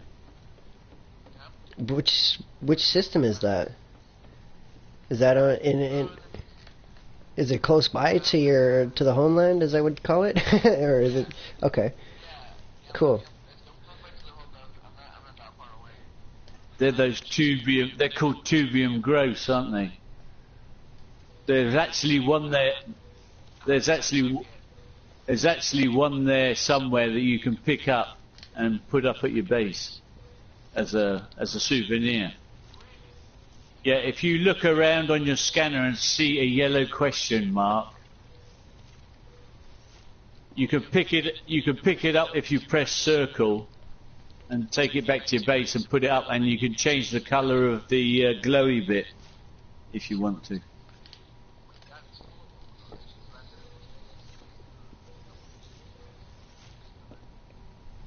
The ones you can collect are usually a different colour to the majority of them. So if you see one that looks a slightly different colour, head in that direction.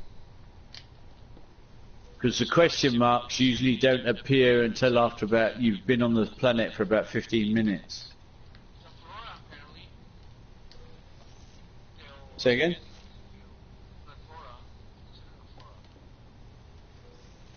Yeah, they're the ones that aren't collectible. But if you look at the one that is collectible, it'll tell you it's a tubium growth, I think.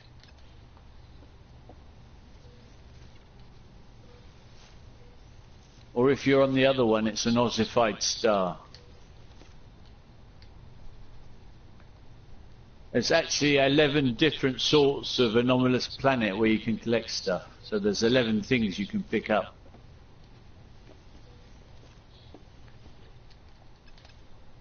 And the beauty of it is it doesn't come off your base build limit.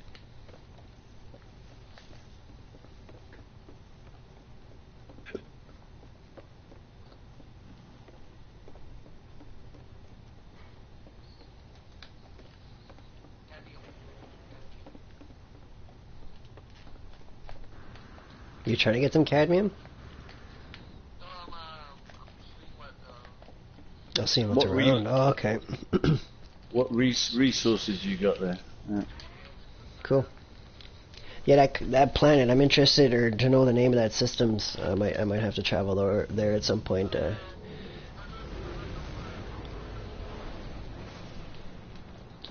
Knowing that it's close is cool because it's kind of once I found out about the anomalies, things to find from AJ there, I was like, I have to find these. I've found a bubble, and I found some light fissures so far. So I've got two that I've actually found myself so far. Well, I mean, the anomalous planets aren't all that rare. If you go into most systems will have at least one. That's I've cool. been in some systems that has two anomalous planets. Looking for the scorched floor so I can pick up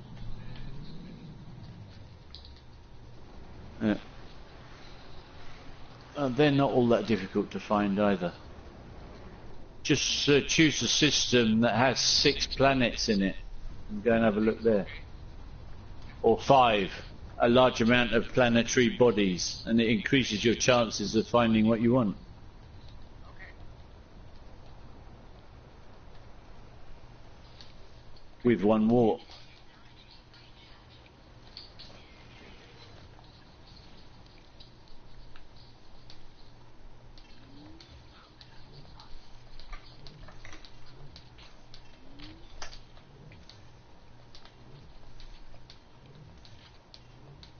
And don't forget to buy the slots at the space station when you're there. Yeah, no, that's why I was asking about every system has a space station. I'm kind of one slot there. Yeah. But this Yeah. one doesn't have any. So I'm gonna mine some servers and stuff here. I need at least some silver to fix one of my 3 bases. Yeah. Grab it while you're there. Yeah.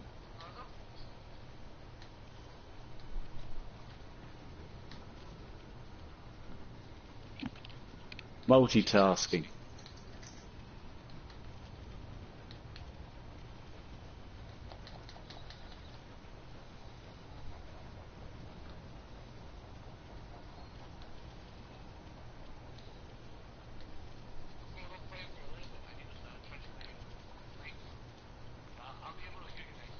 No worries. Okay.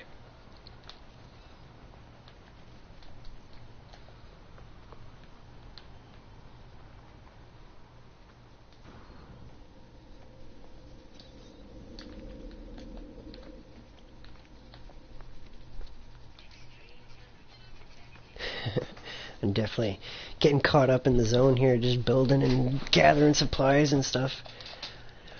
Yep. I'm excited about that It Batcave find, though. It's the biggest cave I found. I'm excited to see how well it turns out. Yeah.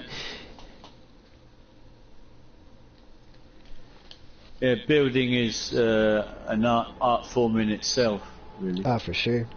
Now that I'm getting further in the game and stuff like this, I'm definitely been like taking a little bit more time to do some more scenic builds, I would say, as far as just like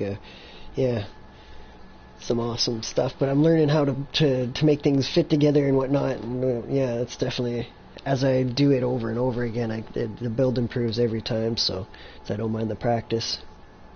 Yeah, my problem is I find it's like the pyramids. I'm stuck on the pyramids at the moment. I just like the build. I may have just finished a mini pyramid.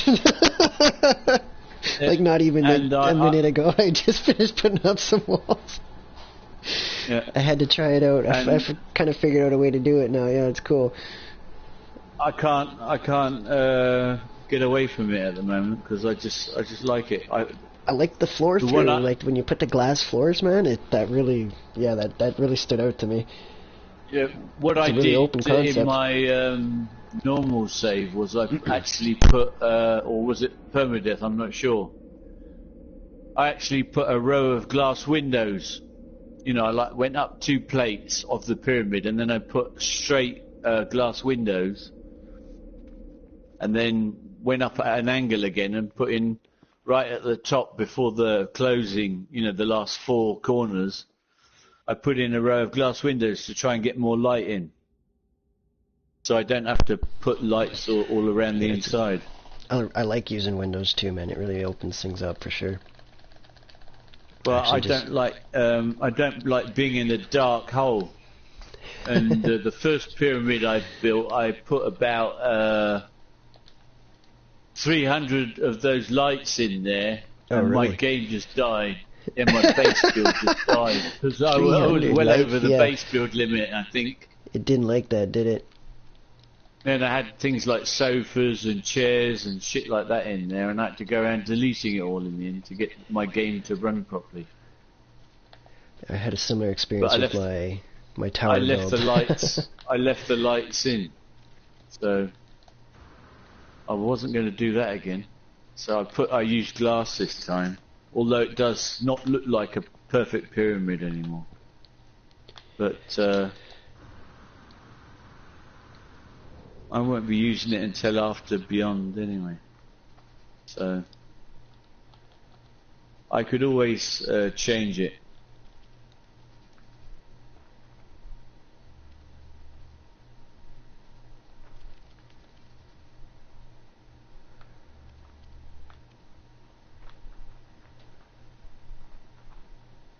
Yeah, I like the glass floor as well. I've got, where I did the embassy, I got the on an anomalous planet. I got the glass floor, and you can see it's up quite high because it's on a floating island, or it comes off a floating island, and the floor is just looks like you're miles up in the sky. It's quite good.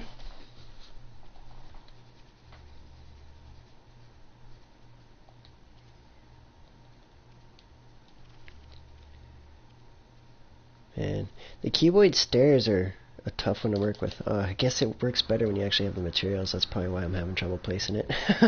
Never mind. Well, I mean, I find it a bit disappointing that the cuboid stairs don't like glass cuboid rooms.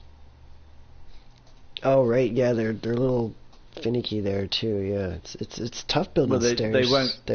They won't snap in there. You have to put a cuboid room first, build them, delete the cuboid room, and then put a glass one. I can't remember how I did it, but I think I used a cuboid wall to trick the game. Stairs I've been having to use cuboid floor was the puzzle, or the piece of the puzzle that I found for helping was the floor I think section. I did that as well, but on one side of my base build, you couldn't actually walk up them after I built it, so you have to do a little jetpack jump to get through.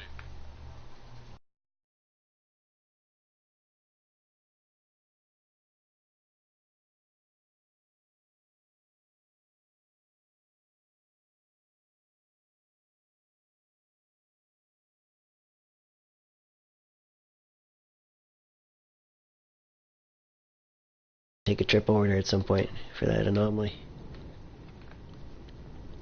Well, yeah. You got to do it. You got to do it. Yeah. I would like to collect those collectibles there at some point. I've been when I have a chance to grab them, I will. Well, they are quite nice trophies, aren't they? I like them. Until I knew about them, man, I had no idea they were collectible like that. It was definitely like a new hidden task that come up for me. I did not expect it, but I definitely appreciate it. I got my bubble right here.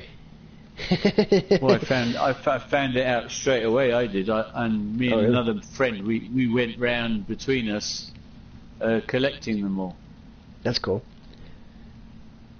And we did all 11 planets in one evening, which was quite good. Oh wow, that's. Because at the time we didn't actually know how many different ones there were, but that's how we found out. Because they were new. That was when Next dropped. Okay, so that came out with Next. Cool. Yeah, it did. Yeah.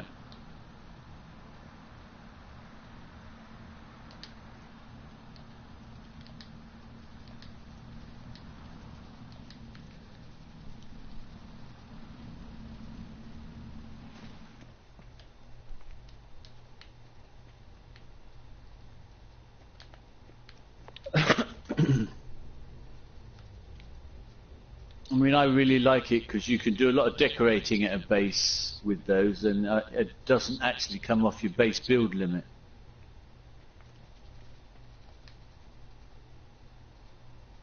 because you're not building them, you're just placing them.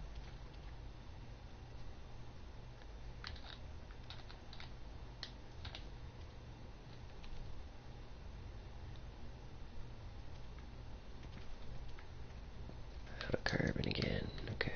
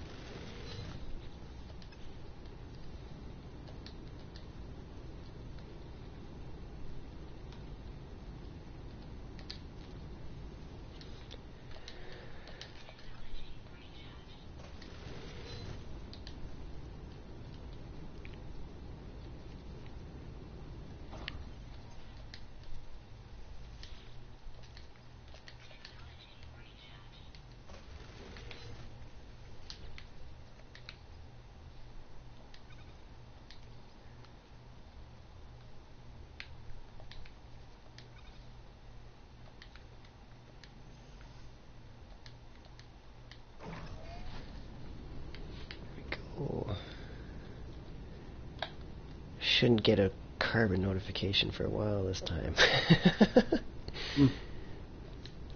It's amazing sometimes how fast you go through it once you get into your flow building. I'm definitely going through a lot of material, yeah. Why is it not smooth? Oh.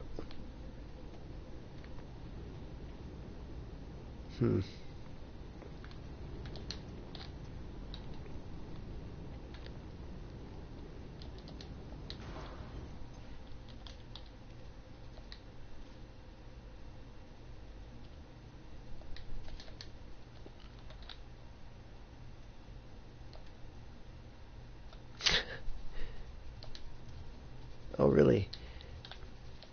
Huh. Before it wouldn't let me pick this piece up, but it let me delete the stairs I was standing on. Yeah. As a player inside. That was something I just stumbled into for the first time.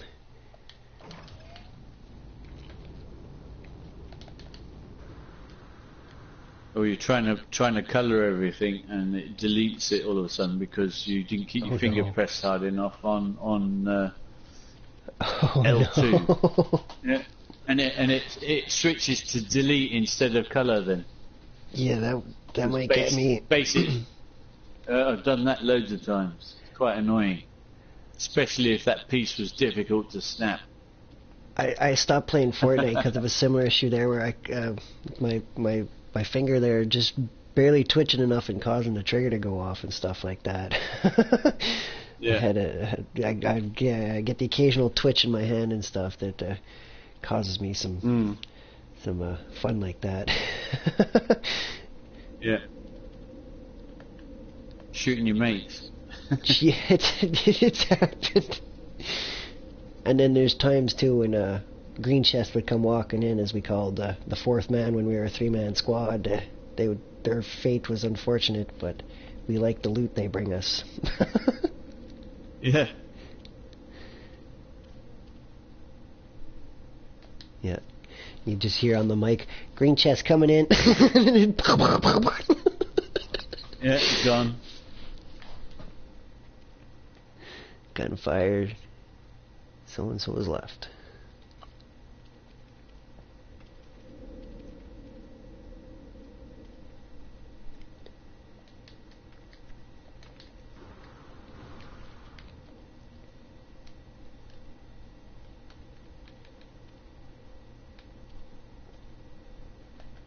Well, still no sign of an S-class of that ship, and it has been quite a few hours. Well, it's not after midnight in the UK yet.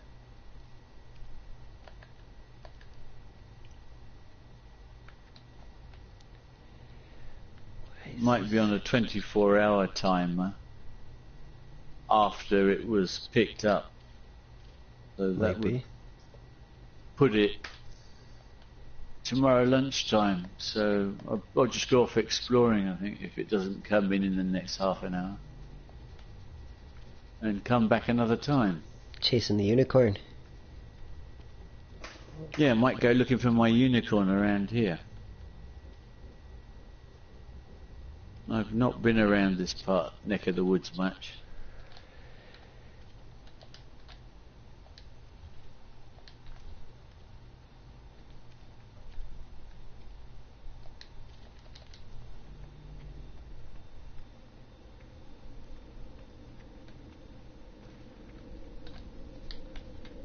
Or I might actually go and check that portal address that I was going to check out. That might be interesting. That might be fun. Might be more rewarding.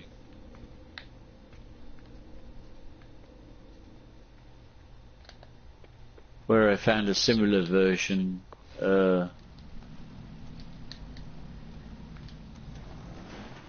See what sort of system it is. Whether it's a rich system or not. Whether it's worth trying to look for an S-Class.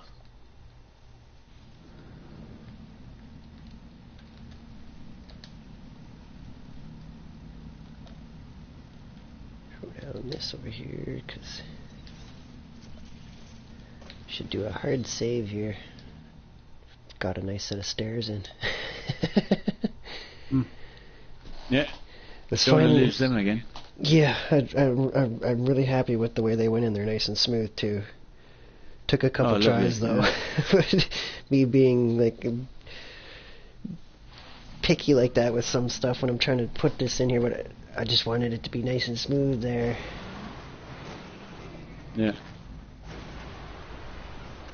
But that's just my own time spent later, as now that I'm not like rushing around to get to the center of the galaxy and stuff so much. I enjoy building though, man. It's like one of my more favorite things to do at this point. I like travelling. I do. I like travelling to different places. It's quite good fun. It's true. It's pretty rewarding when you find something. Oh, it is. Yeah. I like searching for my unicorn, because that's always, you know, like, every time you find an S-Class multi-tool, it's a real buzz, and rolling the skins can be quite interesting. To see what sort of skins they're offering. Yeah, that's they're not true. very good at the moment.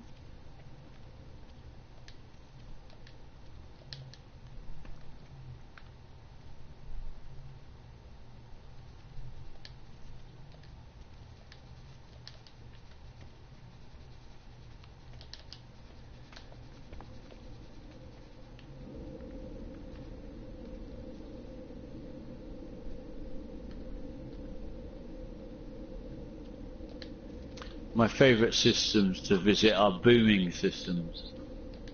I really like those. Booming. Sounds cool. Yeah.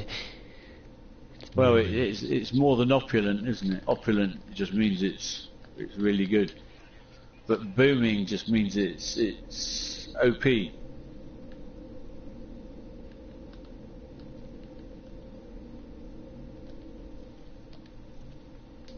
Richer than rich. And if you find a booming 9 FPF, well, it's just a must-visit place. Yeah, I definitely have that written down. If I see anything like that, I'm definitely making note of traveling to that. But they are very rare. And if it's a booming 9 FPF blue, well, you've just got to own that system. Because it's going to have an S-Class multi-tool or really, really cool ships, or it's going to have something.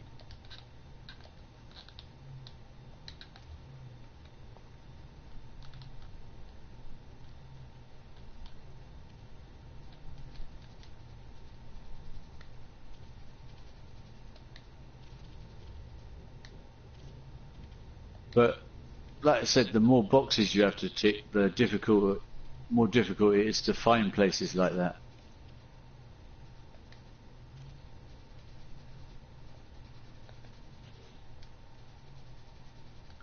So if you've got 3 things you're looking for, you can search the whole galactic map in your area and you won't find it.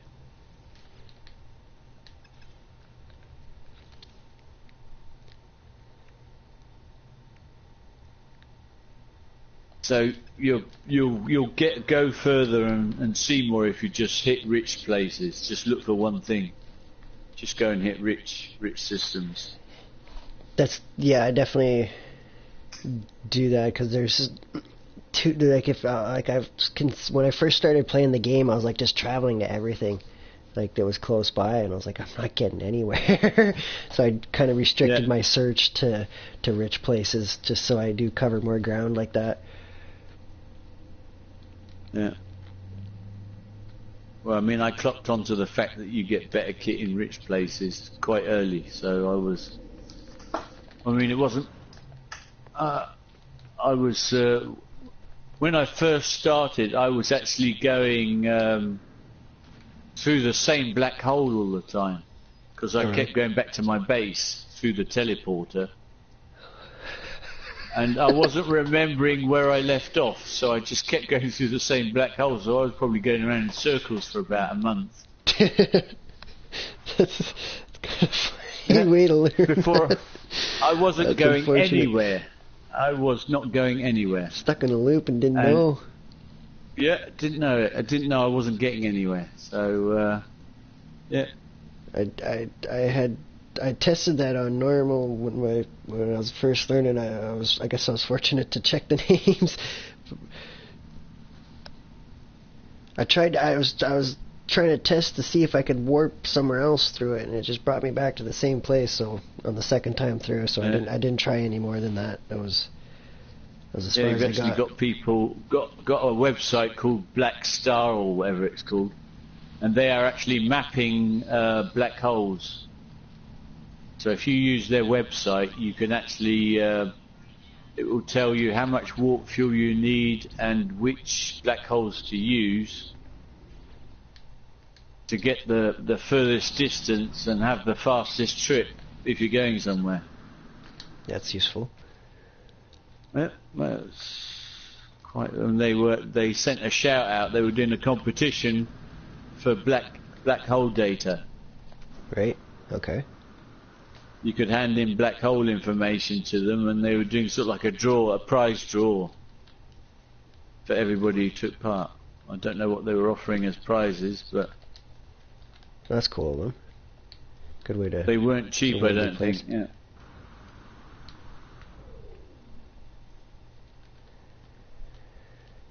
Yes, but it does take a lot of the guesswork out of things.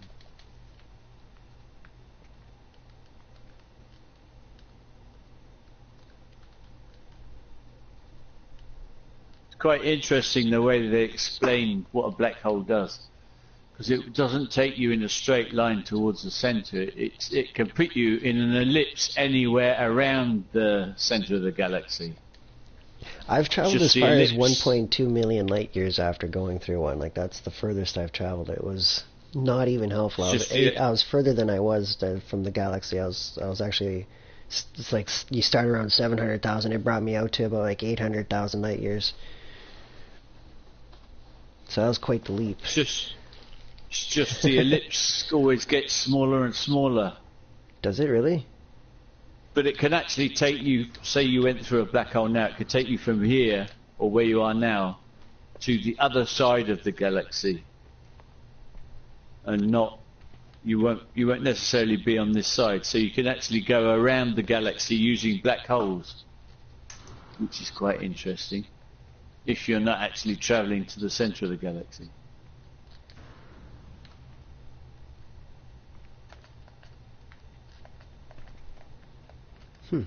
That's weird. My refinery is causing a bit of a hiccup. Yeah, above it's like an invisible wall to walk into. Yeah. It does that sometimes. It's like if you've got a refiner on the level below, you might not be able to build something above it, even though it's not touching it or anything. Just delete the refiner and then put it back afterwards. to know. delete the refiner, build what you got to build, and then put the refiner back after you built what you go on to build. Or pick it up if it's portable.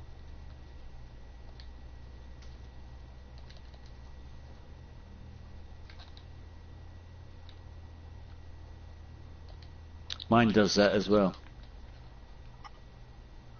It's like if you've got your ship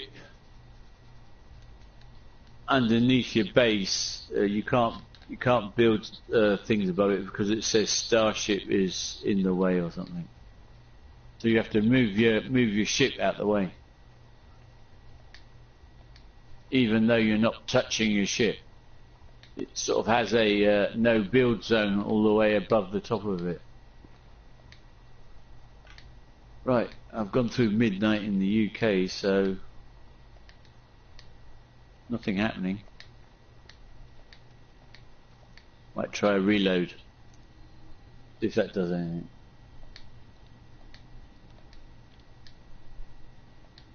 I bet it doesn't.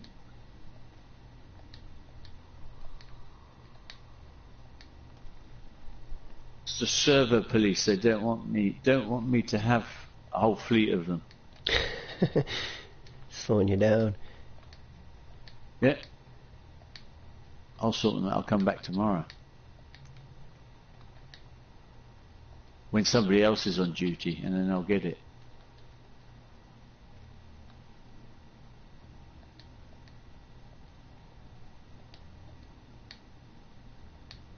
That's where he starts volunteering for block duty now. Just to stop me. You can't stop me, boy.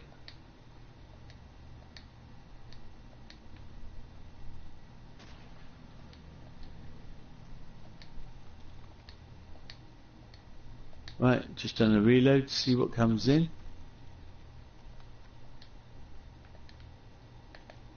I'll just keep reloading until it comes in the first wave, and that'll be good.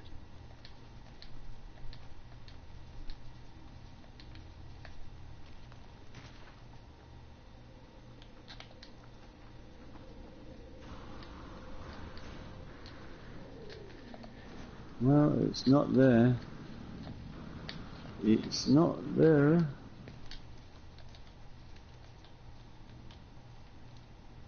Got 4 ships in.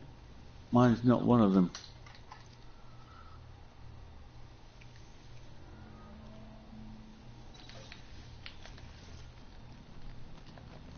See what happens. If I give Matey any more nanites, he's gonna just be high his whole life.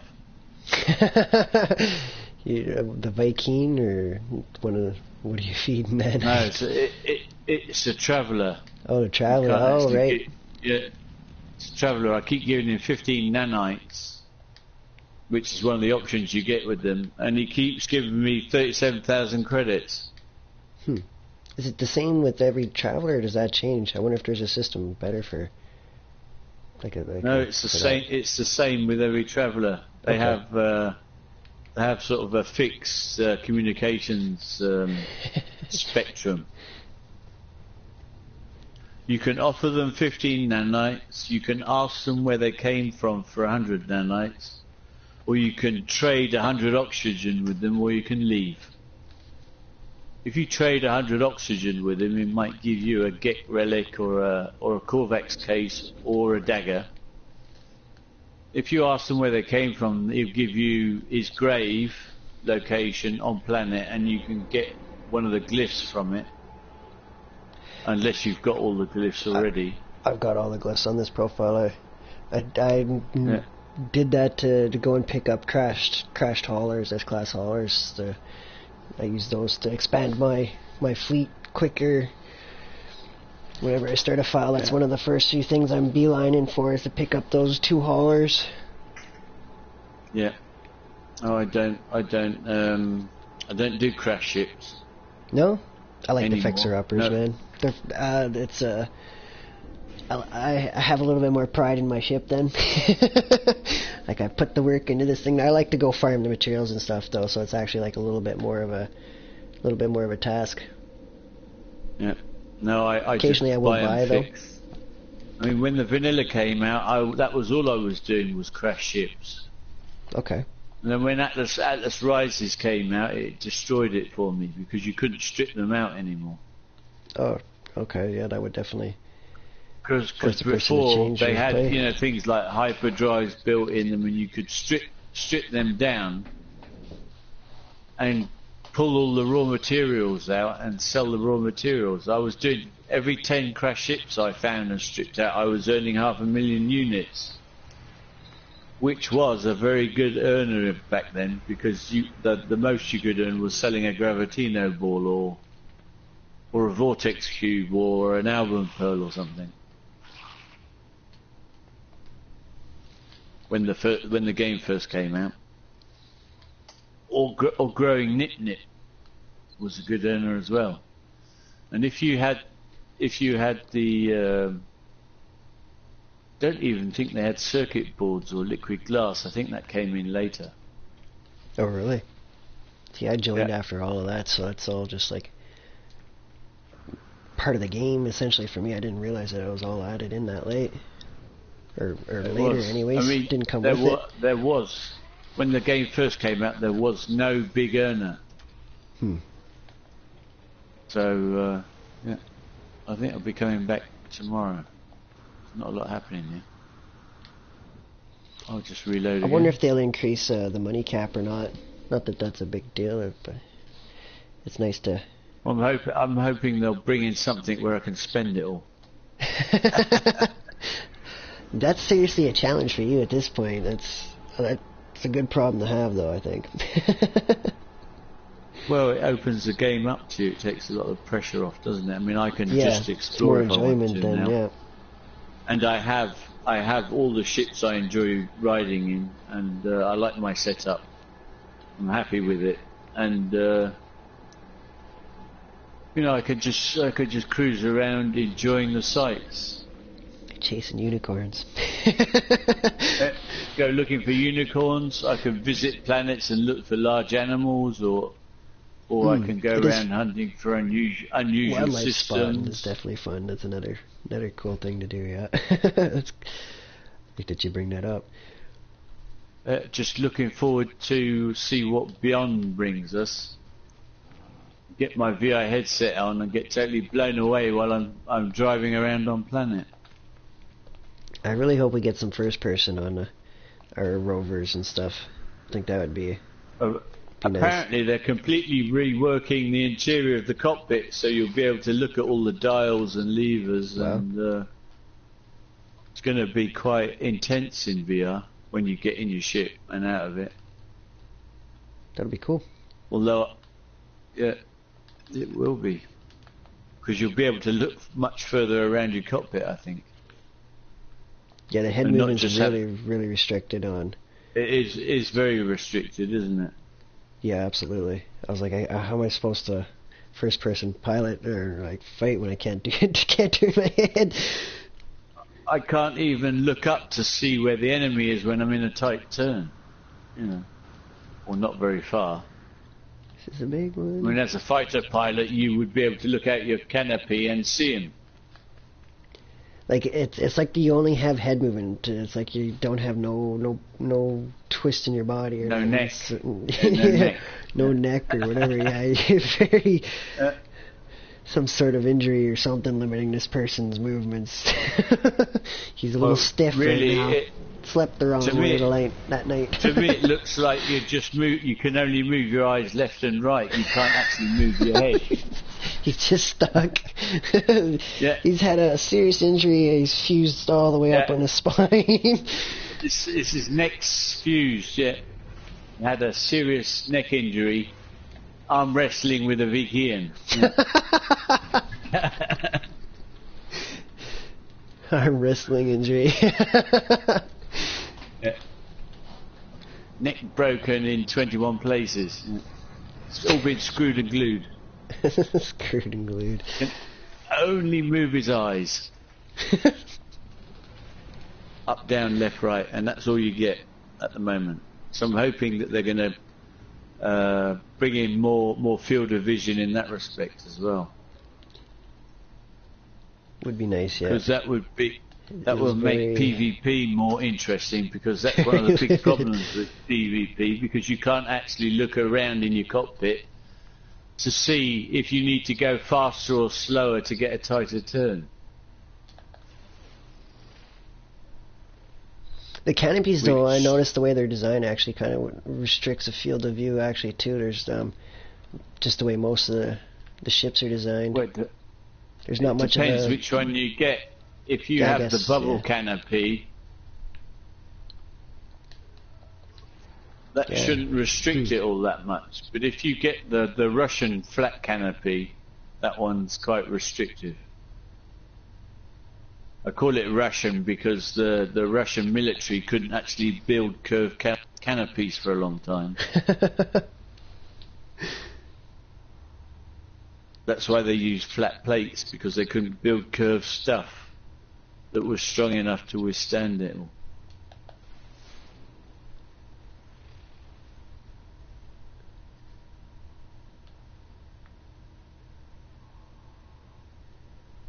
See any silver planets I prefer the bubble canopies anyway. I don't like the flat ones very much.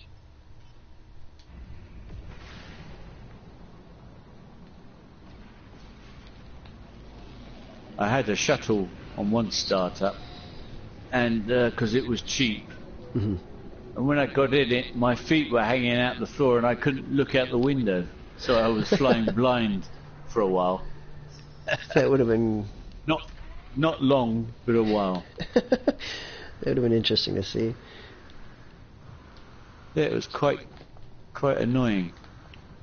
Yeah. Was third person available then, or were you stuck seeing that way the entire time? No, that was before third person was available. Oh, wow. I didn't know that was like that before.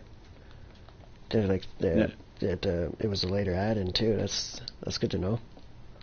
I needed some silver. I might strip it out of my freighter. Well, they only brought in third person when they brought in the suit modifications. And that was all next, because that's when they brought in the subs and that. So it was after Atlas Rises, which was the first big update, where we got vehicles and base building.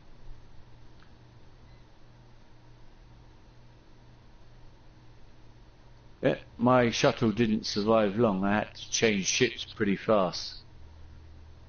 I mean, I could get it to work, sort of, if I got in and out about 5 times. Sometimes it would snap me in the right place. Oh, your guy had trouble getting in the seat then. Yeah, there was none. I was sitting on the floor, apparently. That's what happens when you buy a cheap ship. You don't get all the fringe benefits. No seatbelt, nothing. Really, you get what you pay for at the moment. Yeah. Needless to say, that was the last shuttle I ever bought. Wow. This system. I thought I'd give it a try. I mean, they're quite affordable. I mean, it's quite a good option for a starter, really, because they are cheap and they have a general boost on the bonuses. So it's a jack of all trades and a master of none. But if that's what you can afford, you're going to fly, aren't you?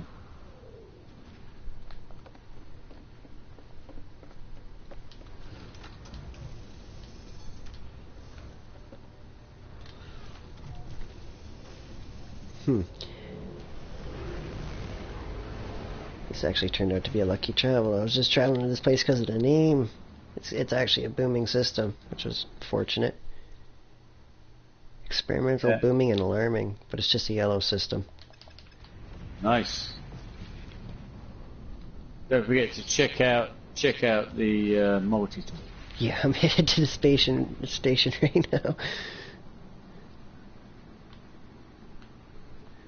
I'm looking for a station I can buy some silver at.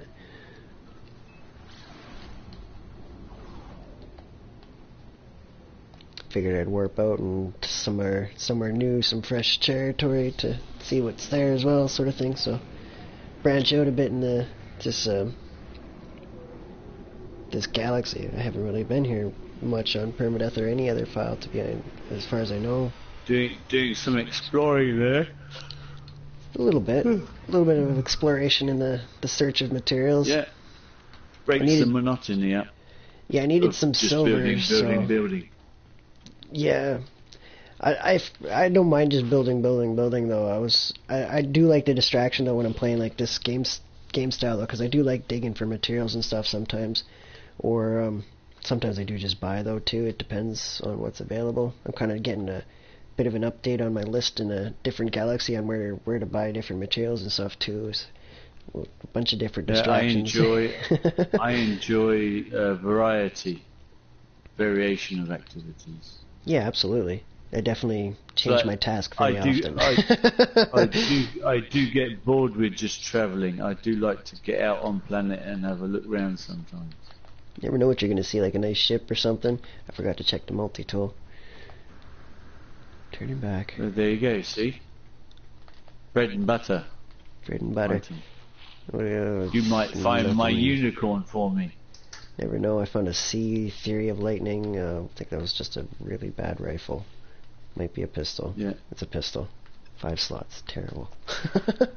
Yeah. Shoot the guy who's selling it. He's a criminal.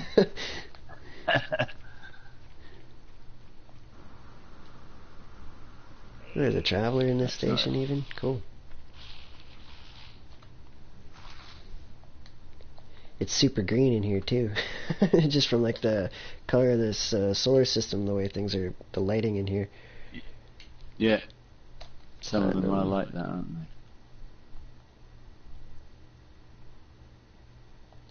Yeah, you never even really know what you're gonna get until you get there. The shaders and stuff that'll be. You know, it's always weird when you land in an anomaly planet. It's like you just traveled back in time. It's all black and white. Yeah.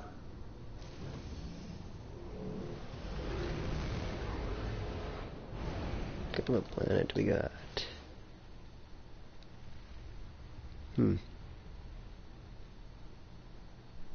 Glacial. Not interested.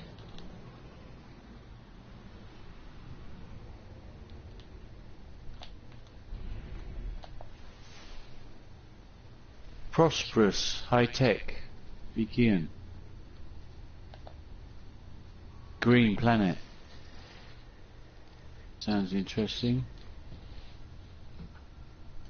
I'll try it. Prosperous, yeah. Viking looking for another fighter ship along the way. Green planet. Well, I've got the fighter ship that I really like. I'll never be changing this one. Oh, that's right. Yeah. Just doesn't get better in the game. Sure.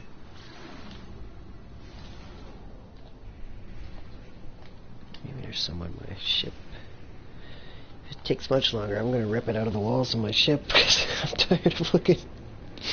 I've got a couple windows that I needed. I just needed like 1 or 2 more windows to complete this last little bit. Freighter battle. Nice. Not a very small freighter. Give him some missiles to soften him up.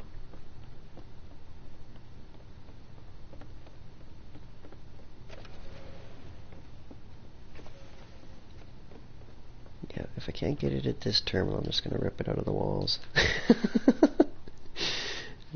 It's enough glass that I can put it where I want it.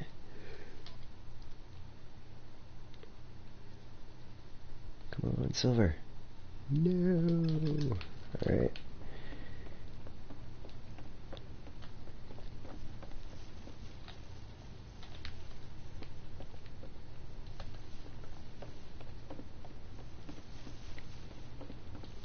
I wanted to strip that back anyways and rebuild it.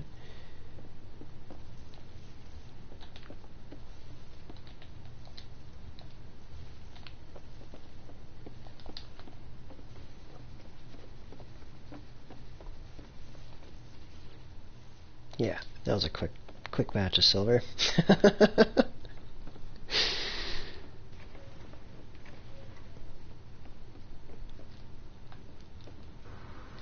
my base won't miss those walls on my freighter. At this point, anyways.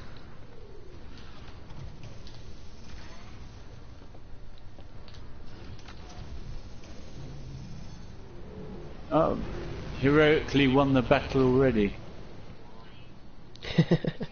Squished They them. lasted all of a minute. I don't know how many it was, but it was over 5, I think. They were dying so fast I couldn't count. EV9.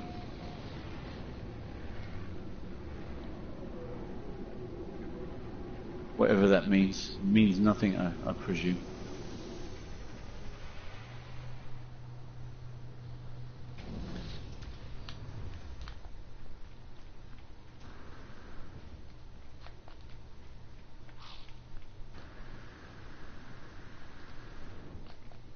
I don't think there's going to be anything special in this system, not with a crappy old freighter like that.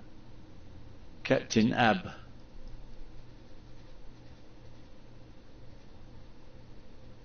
B-class 30 slots. Very small. No thank you. Just leave. You're not getting a salute off You're getting me. a compliment on Off your from voice, saying it should be like the ship GPS voice. Yeah. Yeah. Not going to salute him offering me crap like that.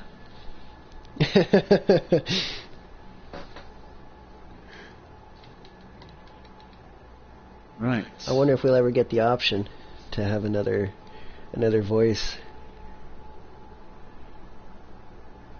Doubt it. If there's enough demand from players, they'll They'll do it, yes. They'll definitely do but, it. I don't know if the community wants that yet, but I mean, if there's enough talk, for sure it would happen. Different voices. I know I'd be interested in that option, to be able to pick a few different accents or to choose from. Would be I enjoy different accents. Like, yeah, I think that would be definitely cool. What on the suit?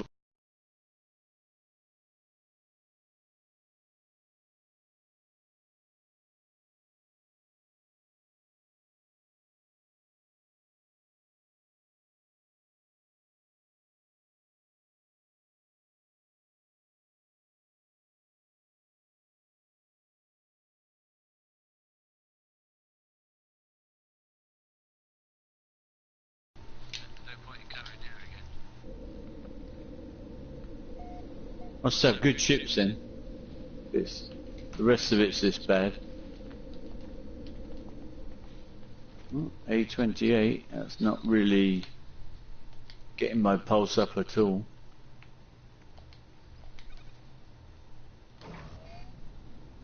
I don't know. What's so good about this place then? Nothing. Have a look at the missions, see what sort of missions they're flying.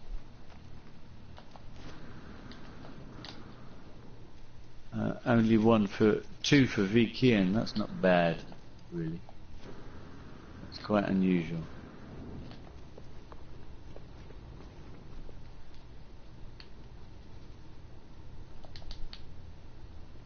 But nothing special. What if the dirt's come back in here? Maybe it's got a squid ship. Those are very, very hard to find. Well, they are. Yes, I have an address where a green one spawned. Yeah, I might have to search that one up at some point. I do kind of like the idea of owning at least one squid ship, but I haven't really gone and done that yet. But I was kind of holding out for a black one. Before I make the effort, really I good would one. wait for next to see if they change the size of them. Yeah, that might be a good idea. Yeah, this is a new base, Valnita. It's my new Batcave I've been working on. Yeah.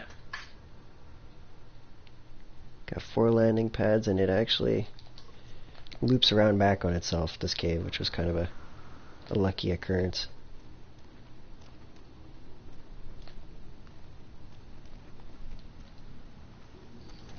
I was looking at much smaller caves going like, look at all the size in here, and then I stumbled into this on a bubble planet, and yeah. Yeah. I've got a vile anomaly here. I wonder what that is. Oops. I definitely turned around on myself there. There should be a hole to get out here somewhere. It may have I'll gone have to back. go there. The vile anomaly? Have a look. Yeah. I've never seen one called that before.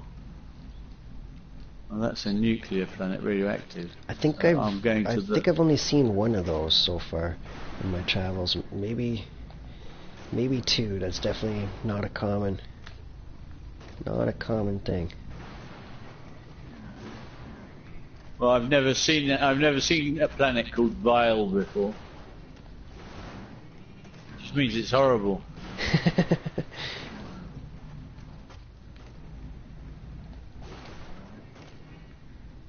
Okay, I don't It know looks if I like a actually normal moon. Oh, all the graphics have spawned in now. Oh, there's actually a natural hole back this way.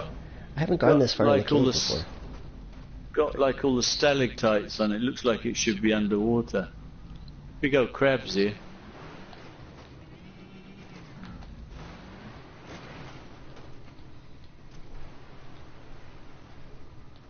No, Killed the crab. Giant crab just died. Flew into it by accident.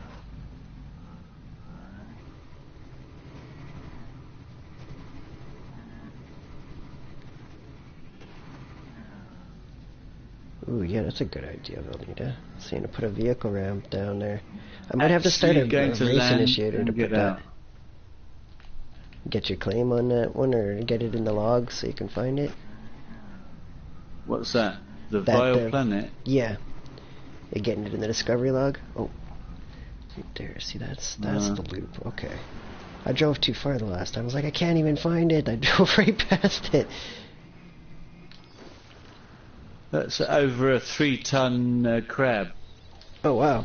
That's a monster. 7.2 meters big and waxy all over. Bubbles.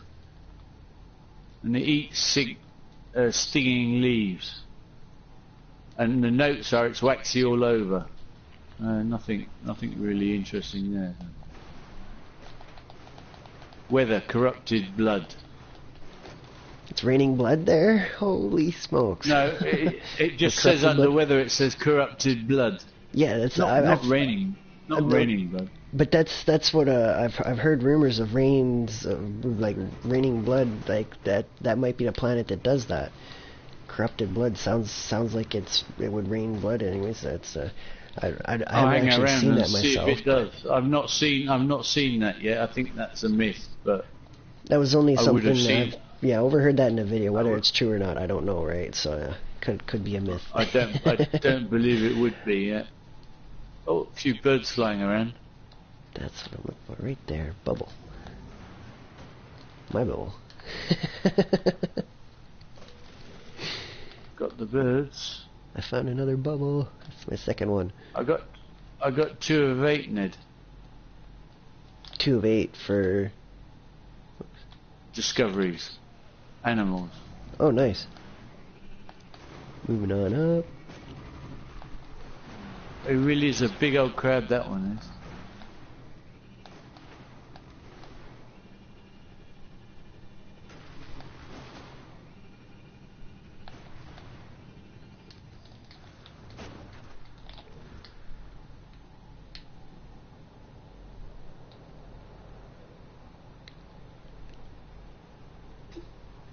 No rainbow.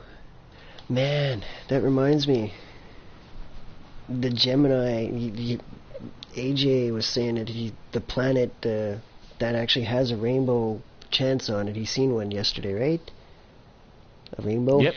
Yeah, man. Sure I'm definitely did, making a trip to that place for sure at some point to try and capture my first chance at a rainbow. I might spend some time there at some point. Well, you've got a base computer there, haven't you? In normal mode for sure. I've already got that little base. I do want to return there and do some more building because it's such a unique location. I know now to go and hang out for a rainbow as well while I'm building. Try and watch out for a storm, so I'll be like multitasking. Catching rainbows and building when I'm there. If you actually go there in normal, you can get the galactic coordinates and portal there in PermaDeath. True, and then I can mark it and make a journey there one day. That would actually and then be you can super walk fun. there. It only took me 10 minutes. It only took 10 jumps or 12 this morning from the centre of the galaxy. So if you go to the OQTC shipyard and walk from there, True, I can do that trip on my normal file. It's already like just waiting to go essentially. As far as getting all that set up, yeah. Right. I've already done it in normal, so I could actually invite you in normal if you want to go there. Well, normal I can just jump right there, but I might not be in the right galaxy to do the traveling that I'm thinking about doing.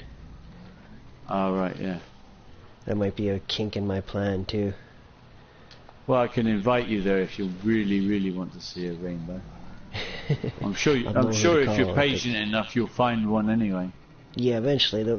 I'll stumble into one eventually. It's not unique. That's a picture of the big old crab.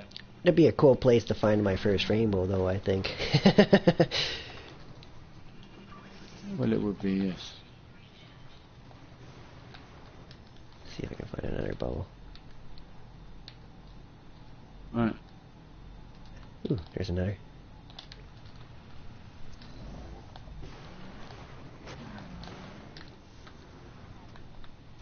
Not impressed with this system. I like the big crab though.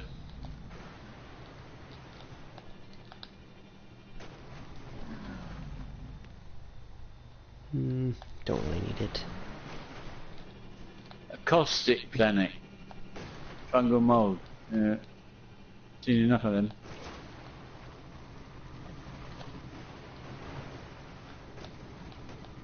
Warping again? Yes, we are, sir.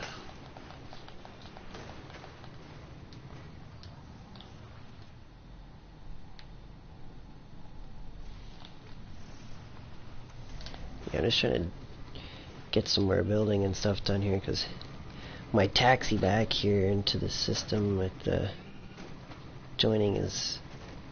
Or actually, if I just join a random game, I might be able to travel here, I think. I'm not sure. I don't know if I actually need Latin Boy to get into over this, where I'm at on this, to work on this base. Still figuring that out. I don't know, I haven't really joined enough games to know if that's actually like, gonna work yet or not.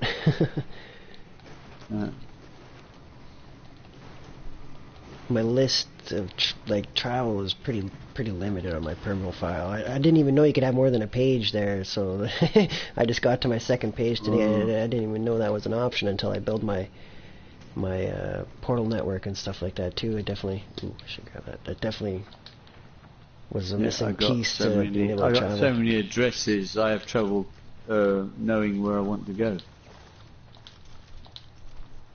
It's a good job I took to the habit of naming systems, so it gives me a clue of what I found so interesting about it. Oh yeah, that's definitely important. So in combination with using the filters, I can always find what I'm looking for. If I find an S-class there and I think it's noteworthy, I put SMT as an abbreviation in the name of it. I usually keep the original name and then just put SMT after it. Yeah, that's a good idea. S-class multi-tool. So that it gives me a hint.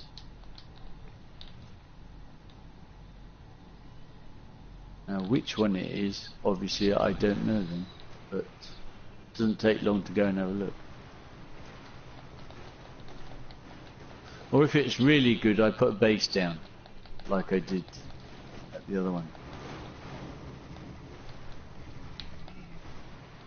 But that was also because it was a extreme climate, and it helps get your survival in extreme climates faster if you're always purifying there for nanites or something.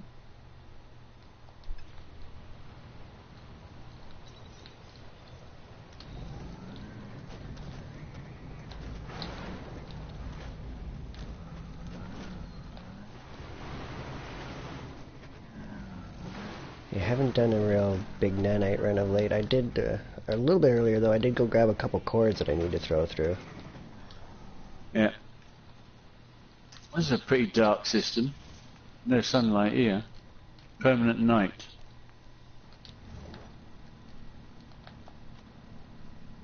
Permanent night?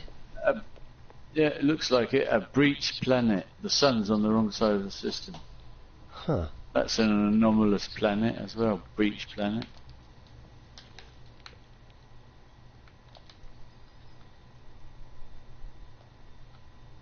I think that's the one with the fissures on it.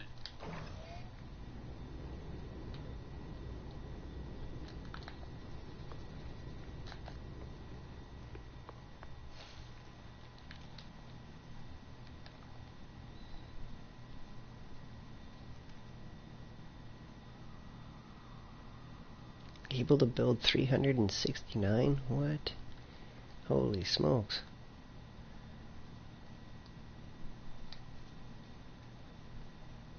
Is it really going to let me build that many bubbles here? Oh, no, okay. It only let me use as many, but the limit is 370 collectibles by the looks of it. That is very high. It is, yeah.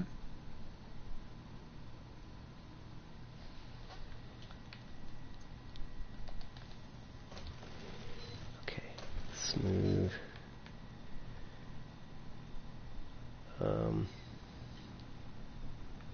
Actually, I'll keep it right there.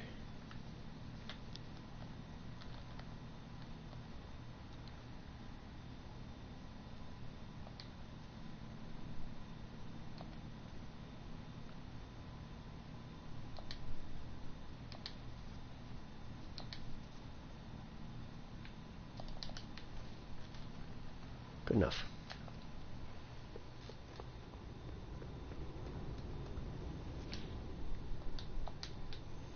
Just going AFK for a sec.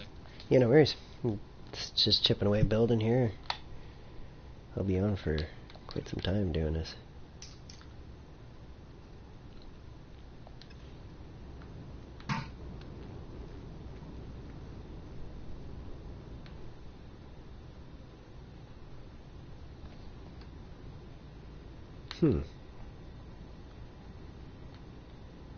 I put some bubbles up in the windows.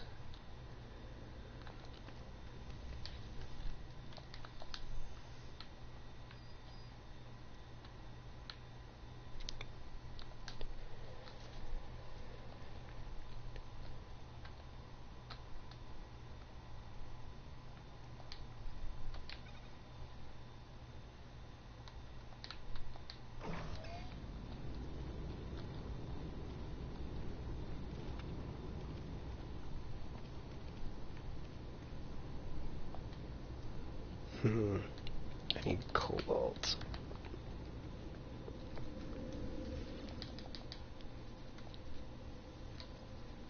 I think, yes, definitely. Get in my inventory. I need these supplies.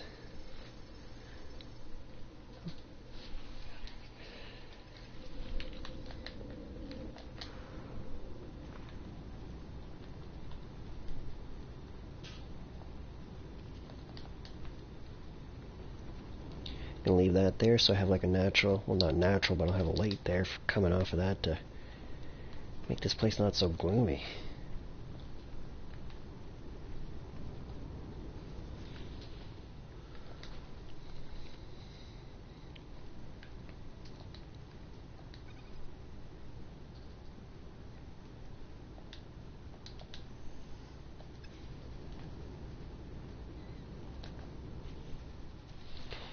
Good enough, okay.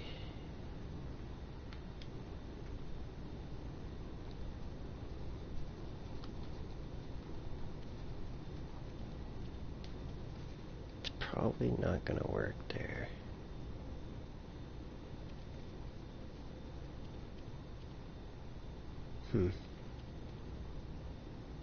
Yeah, definitely not gonna work there.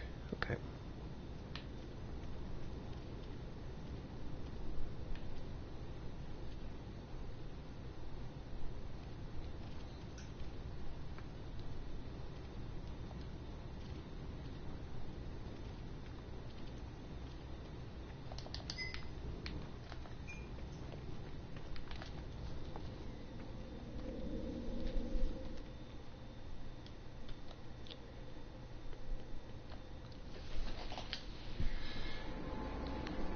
Should have some frost crystal I can go harvest.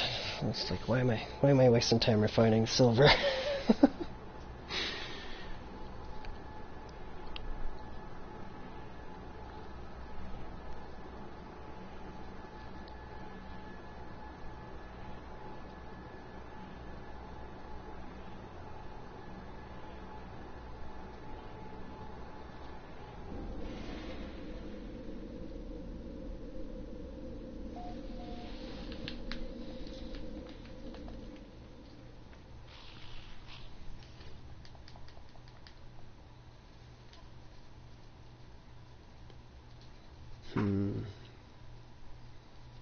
Don't see anything I need.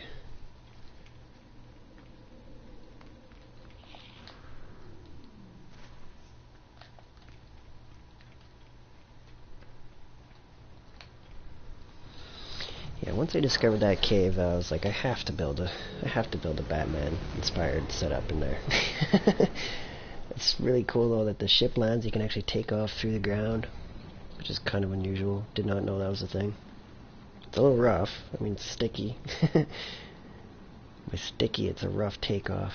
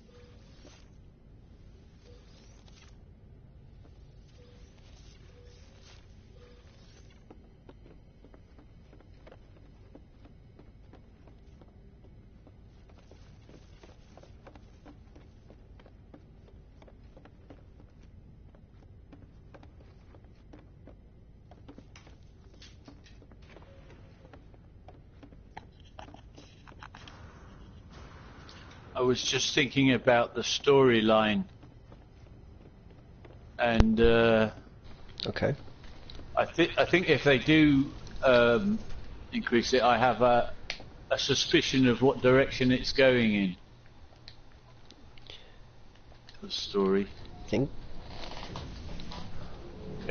Because it's, all to do with the startup story that you get when your base scientist creates sentient beings, and he deletes them when you reset him at the monument or after.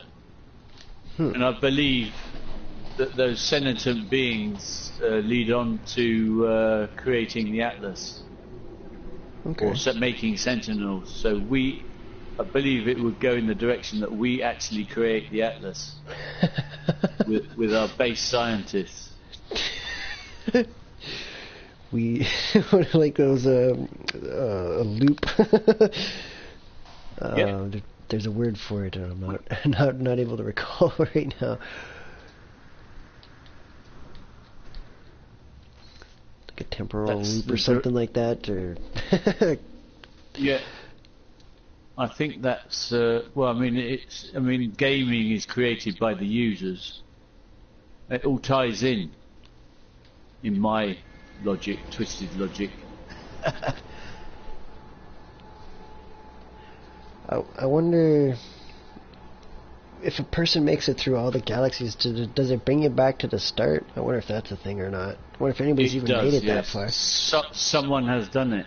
Oh, really? It is. One of the. That must have It taken has a been while. done. That's cool to know.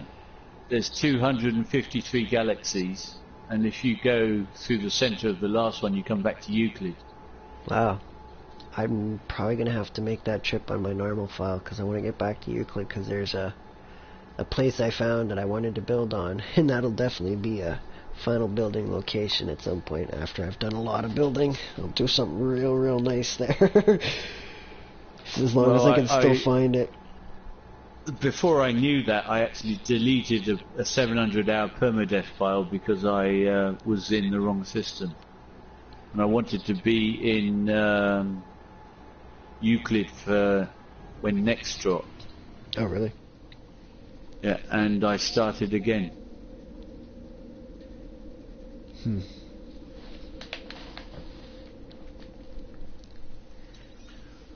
I probably deleted more hours either through dying or through just manually deleting it than I've actually got on my save files, or through dying. Been busy. Well, Just I put a lot of time dying. into the Geez, game yeah, that's rough. because I really enjoy it. Yeah. I really enjoy it.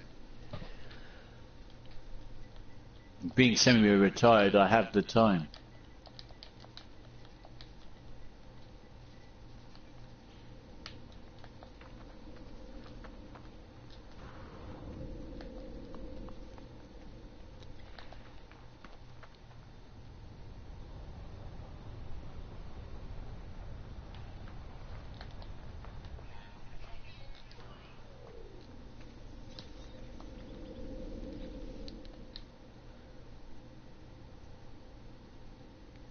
Right, I'm going to go through a portal to an old address. I have a suspicion that planet has changed and that it's anomalous now and there was nothing on it. I think I've been there before.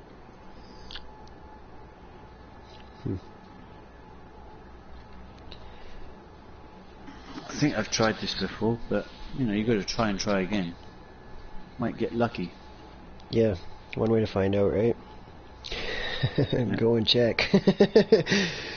That's the problem with when you get senile, you forget very fast. There's so much to see, though. There's like no way the mind is actually meant to process this many locations and stuff. Like that's. Yeah, that's why a logbook is a very good thing to have.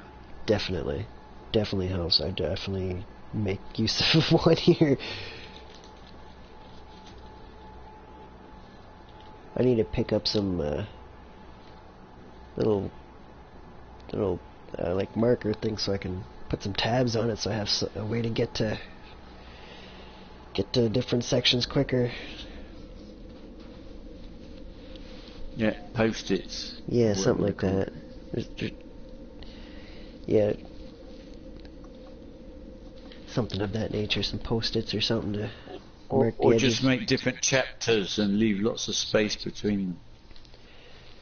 Could do that.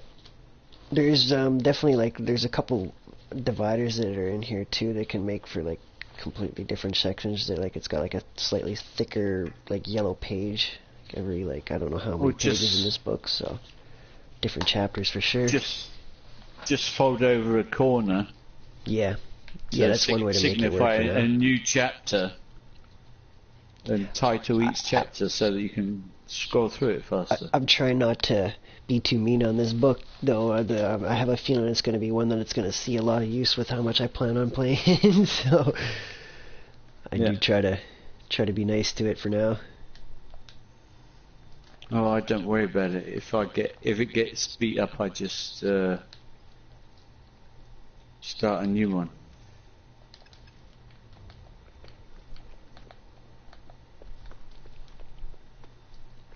Right, galactic coordinates, convert, yes please. I did build it, okay. 0E 78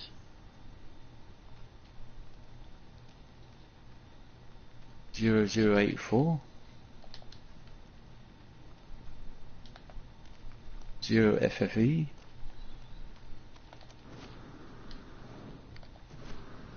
00C1.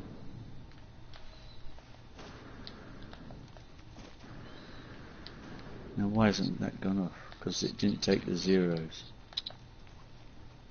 Bit of a bum.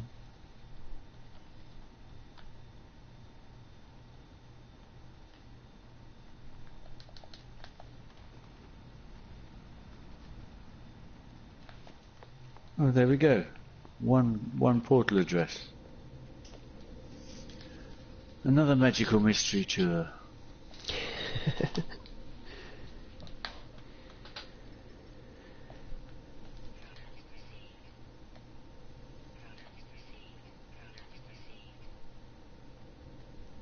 Suppose I'll have to charge it again. I only charged it this morning.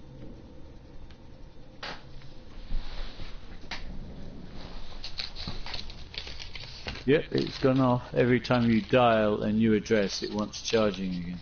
Really? Yep. That's Mine costly for traveling then. That's alright. It saves a lot of walk.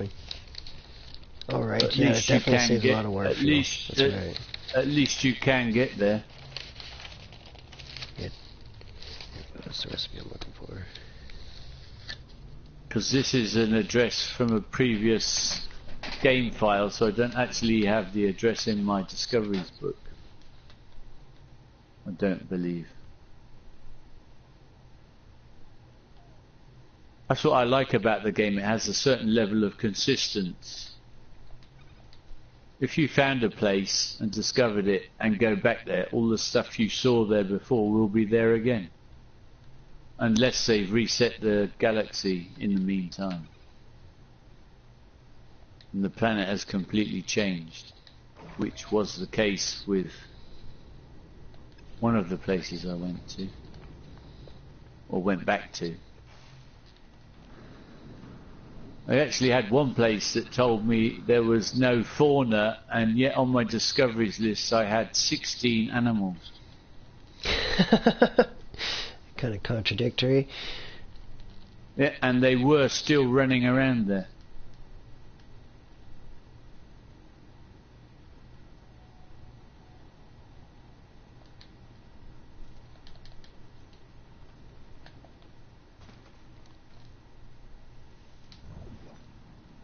I definitely put that backwards.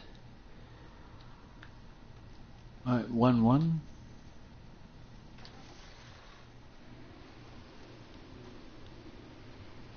One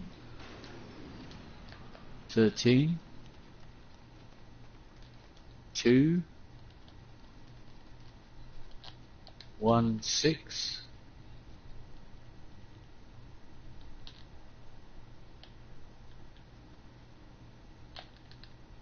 Oops, too many buttons. 8/16/16.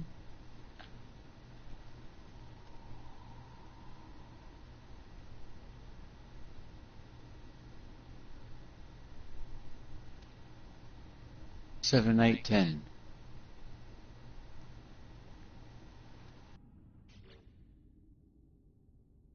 Oh, Atlas error at destination approximation.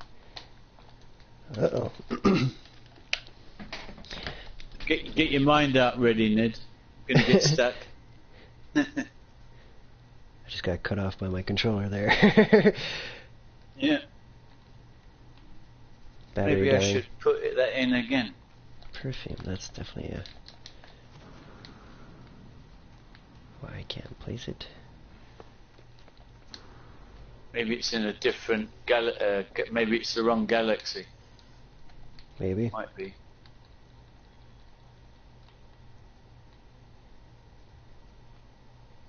I'd have to check and see what I put in on the dialing code and see if I punched it in right on my computer.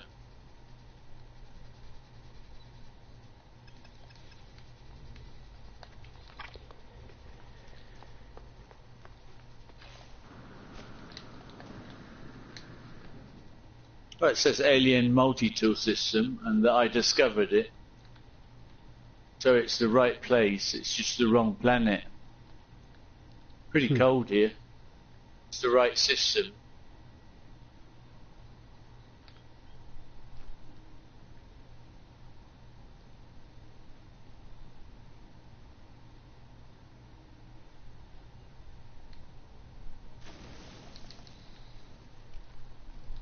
Boomerang. That's gonna look cool when it fills back in. Flourishing. Begin. Alien multi-tool S-class. That's what we're looking for.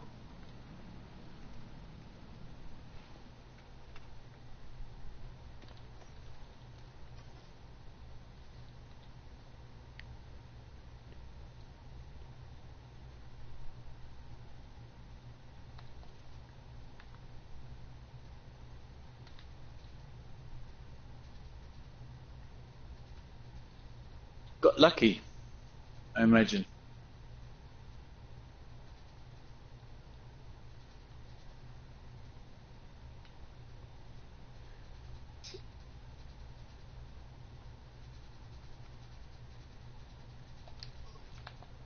Unfortunately, I can't access the galactic map to see where it is. I imagine it's about sort of 60,000 light years out from the center.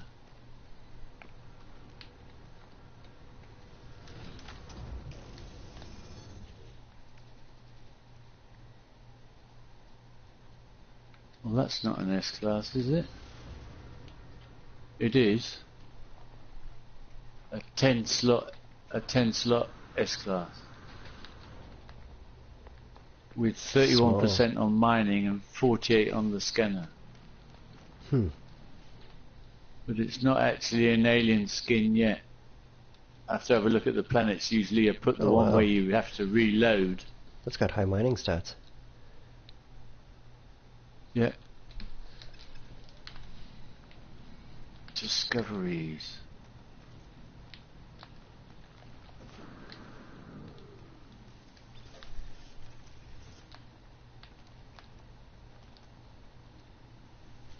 No, I didn't mark any of the planets, so I'll have to roll the skins again to find out which one gives me the unicorn skin.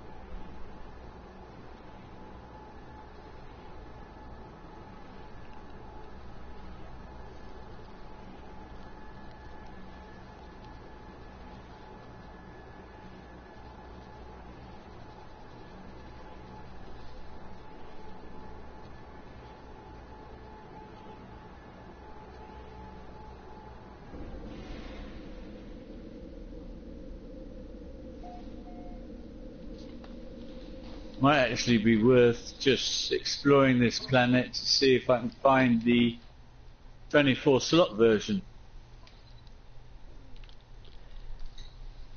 Yeah, it's something I definitely got to do back on that. Back in the Hilbert Say again? Dimension there.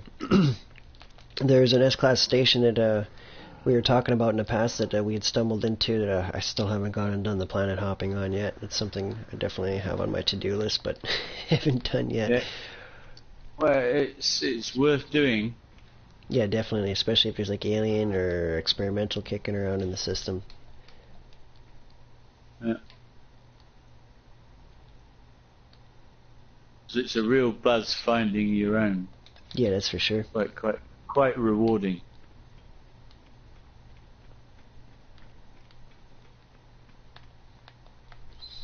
I have a way to get one on my normal file for an experimental. It takes a bit of taxiing around to actually set it up though. I got to take a person to one of my bases or one of the base systems there, and then taxi them into the actual S-class space station system, and then get them to travel into there to get the experimental to pop up in the station. Yeah. I know what it's like. It can be a pain in the bum sometimes. Oh, it's not a problem though. Setting up person with an experimental weapon or whatever can be tough to find. So now that I have, that's like the only way that I know at this point in my normal file that I've discovered, that is, as far as a way to assist a person to a nice S-class multi-tool like that. Yeah. I tend to teleport there, and then just send, when I've reloaded, send the invite out, and then tell them to follow my marker if they can see it, if my message beacon's not blocking it out.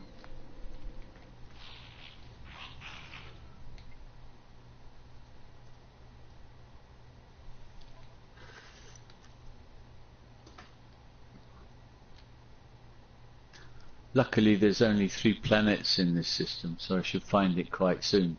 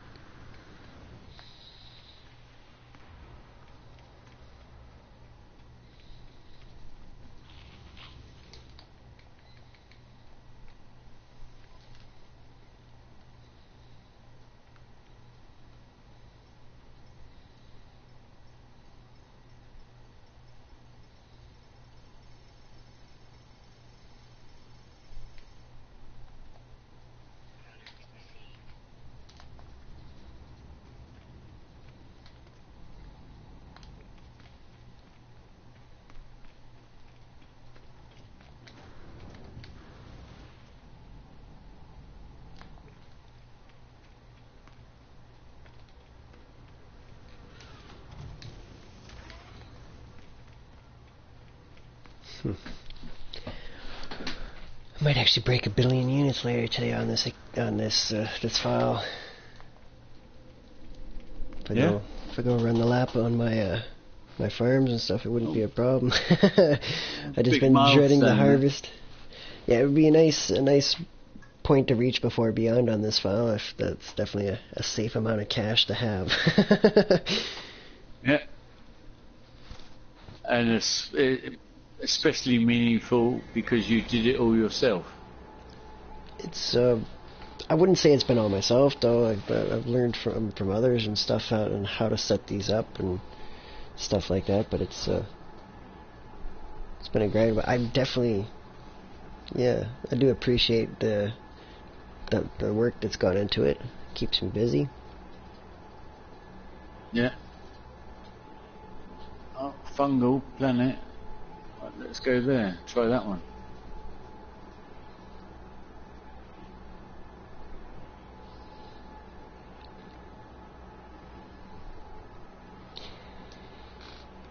Yeah, now I've just been spending some money on different materials and upgrading bases and stuff like that. I found out that I could enclose my harvesters and my farms and stuff. That definitely, once I put them down and stuff, that's definitely, I can throw roofs over stuff and make my farm a lot safer to work in. Yeah.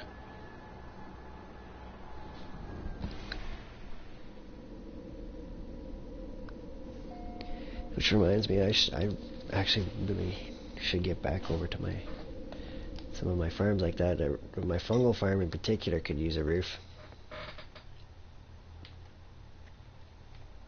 Especially on the castle. Yeah, I should definitely throw some carbon in here.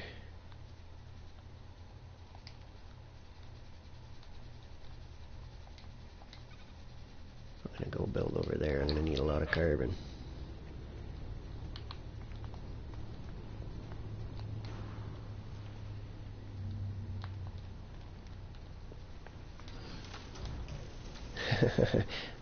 The base here, like my Batcave, I really like the underground takeoff. It's random.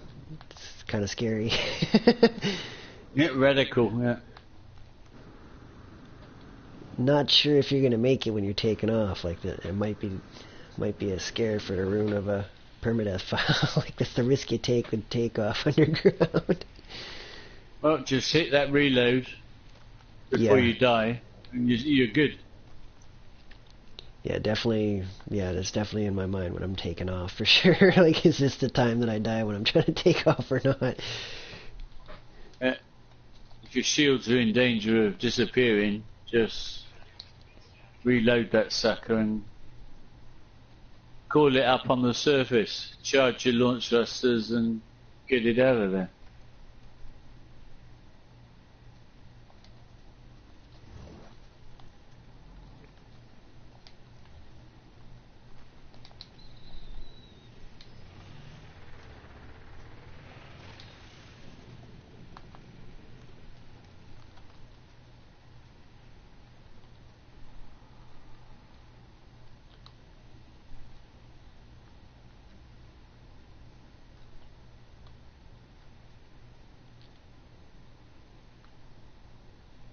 What up, Chuba? Welcome back.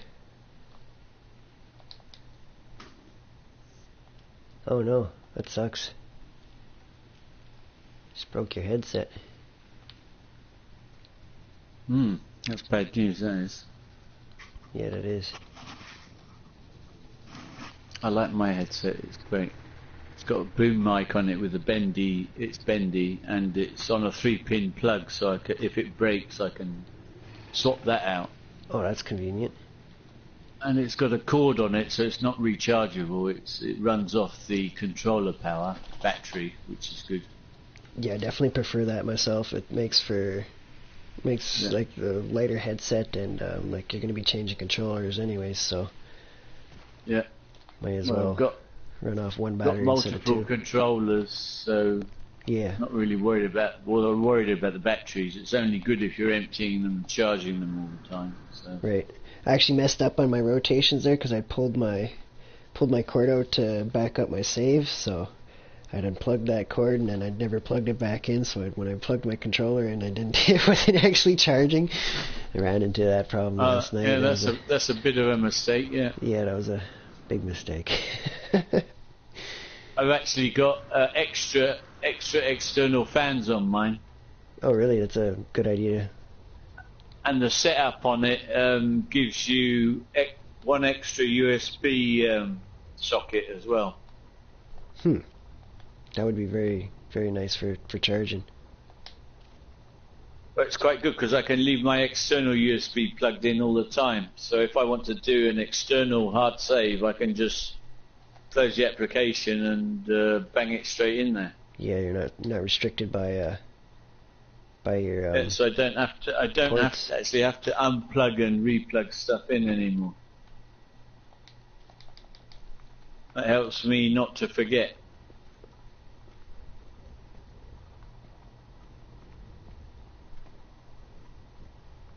Sweet. Yeah, works well. Yeah, definitely sounds like it. I might have to try and order something like that to make that happen. Well, it's quite a good setup because they're just a snap-on extra fans, and you'd be surprised how fast the PlayStation starts producing a lot of heat. Well, that's a 24 slot one, but it's anything only I can do to help 1918, extend the life of so my PlayStation, I definitely appreciate that sort of device. Yeah, well, it increases my gaming time. Yeah, I could definitely use something like that. I actually use like Quite silicone pads and stuff to keep my mine up off, so it's got a bit of a gap between it and the surface it's sitting on, even just to help lower temperatures. I've got two wooden blocks under mine, so it's up on blocks. Okay, you got yours lifted too. Oh, similar thoughts, just different stuff underneath. I just used what was available.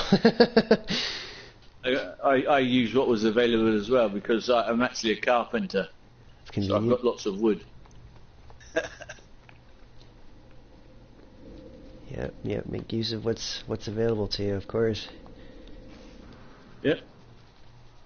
I actually thought about trying to get a liquid cooling, but because being in Europe, I always get the PlayStation that's built in the Czech Republic. Okay.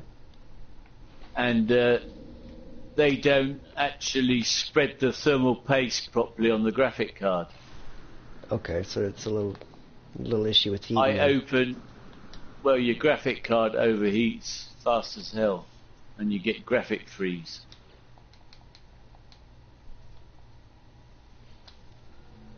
Because I actually took a PlayStation 3 apart and redid the graphic paste on it.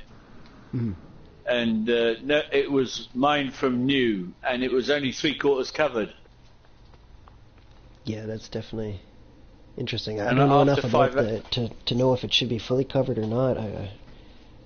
Yeah, it should be fully covered because really? The thermal paste transports the heat away. Yeah, so and if there's none on a quarter of the graphic card, it's going to overheat. Yeah, that's not good. Faster than it should be. So it's like 25% exposed right there. Yeah, that's a lot of heat. Not being cooled. Yeah, you could have increased the cooling by 25% there potentially. Yeah. Well, it made an enormous difference after I redid it. I imagine so. Because I fixed it and it worked like a dream afterwards.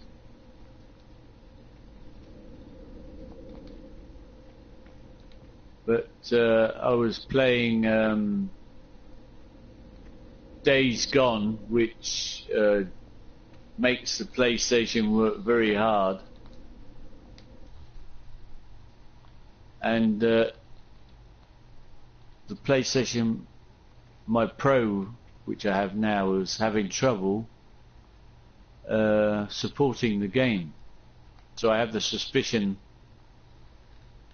that my graphic card in the Pro is not fully covered. So because I didn't want to take it apart, to get around it, I just bought extra fans so I can force more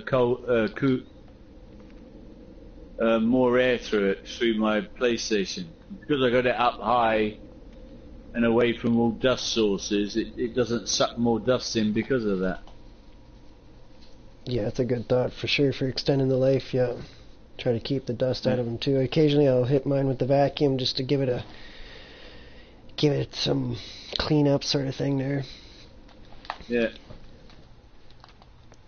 Well, I don't really need to because mine doesn't suck. I've got it in a TV stand, so it's not on the carpet or anything like that, and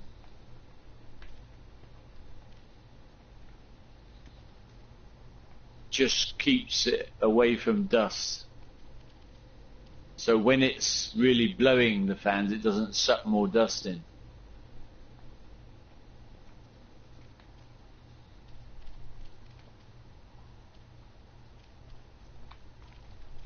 But,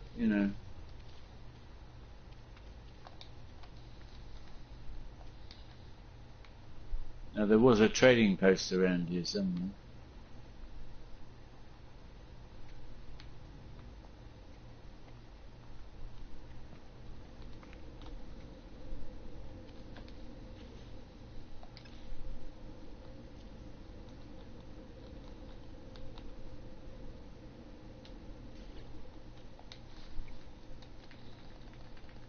Oh, drop pod there. Don't need it. There is a lot of stuff around here. Getting distracted again.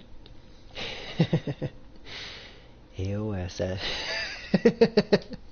That's priceless. Yeah.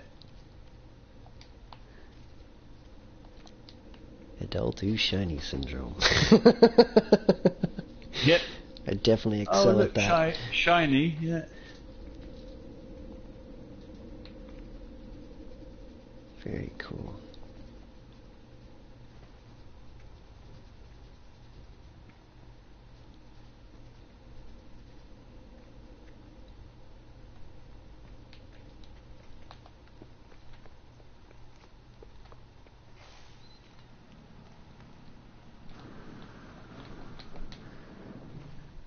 Well, I don't have much hopes. I think it's changed. It's not a monster skin anymore.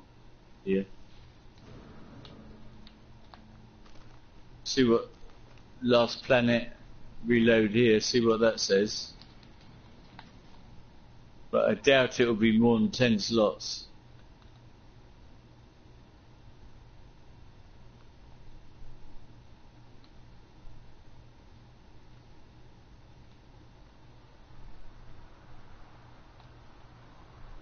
I'll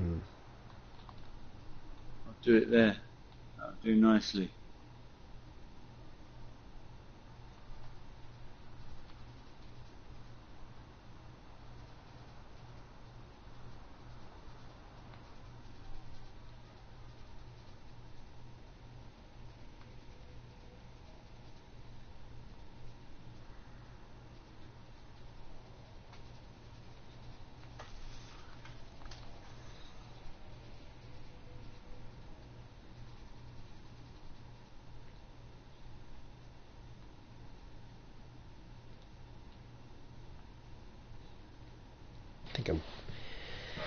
I think I'm done on the Batcave for now. I might. Yeah, I gotta fix that. And then I'm gonna go somewhere else. Do some more building.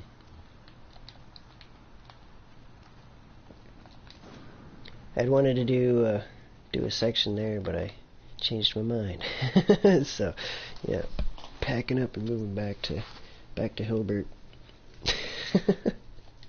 Yep. Go fix one of my farms. I might do some harvesting and stuff over there.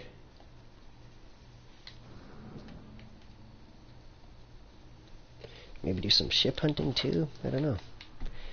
So much to do. Yeah, things to do, things to do. Places to go, people to meet. Right. Rin actually, I ran into him again. I was in that pink squid location actually when he come doing another drive by. Yeah. Yeah. Yeah, I was like mentioning it, the squid location, and that I'd run into you and stuff, and he hung out shooting at me for a bit, and then eventually left the game. Yeah, I just stood there. That's what he does. Yeah. That's what he's about. He enjoys it. It's funny. He's pretty accurate with his fire. He is. I was definitely impressed with that. As I was standing there just getting bombarded steady, I was like, holy smokes. I'd want to be out of passive mode right now. He's quite a killer.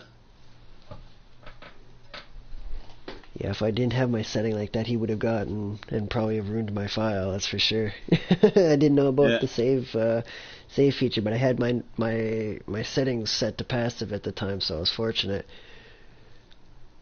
Sensible, yeah. I didn't want to be harming anybody, so I turned it to no one.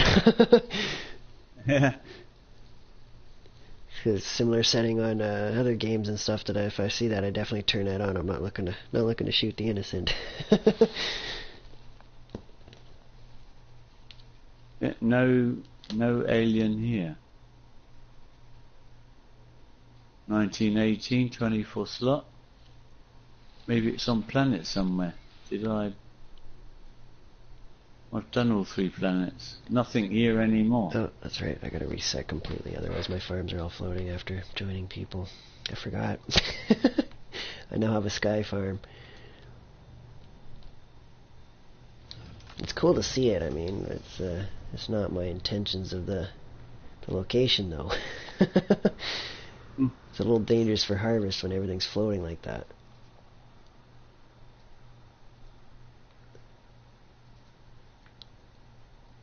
It's definitely quite the sight though. I'm actually gonna linger for a sunset.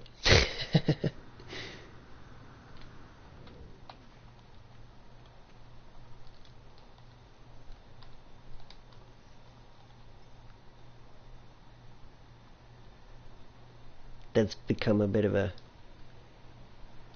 thing of late for me, spotting sunset and sunrises now that I know that it's actually a thing as the sun moves around the game. Yeah.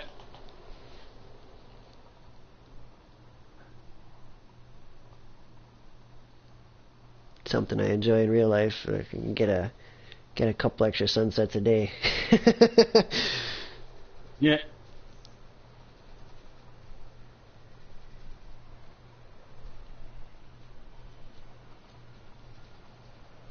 And it's much faster. Which I appreciate time saved. Efficiency.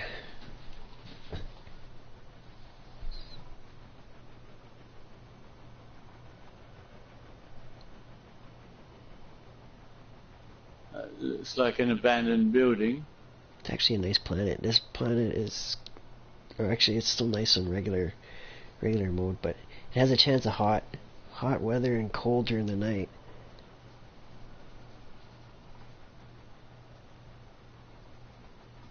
Wonder if it's gonna get cold here or not.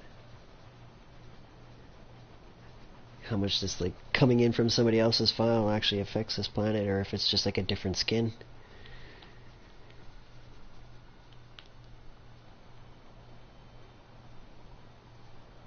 It's not something I've stopped to test yet. I've been too busy, like when I see this, I'm like, oh no, my file's broken. I gotta close up. Fungal mold. Didn't realize this was actually like kind of like a normal occurrence, but I hadn't really joined others that much to witness it, so yeah, it was just part of the learning experience. That was cool. Another sunset down. Save and back on my way. Gotta close the app and restart.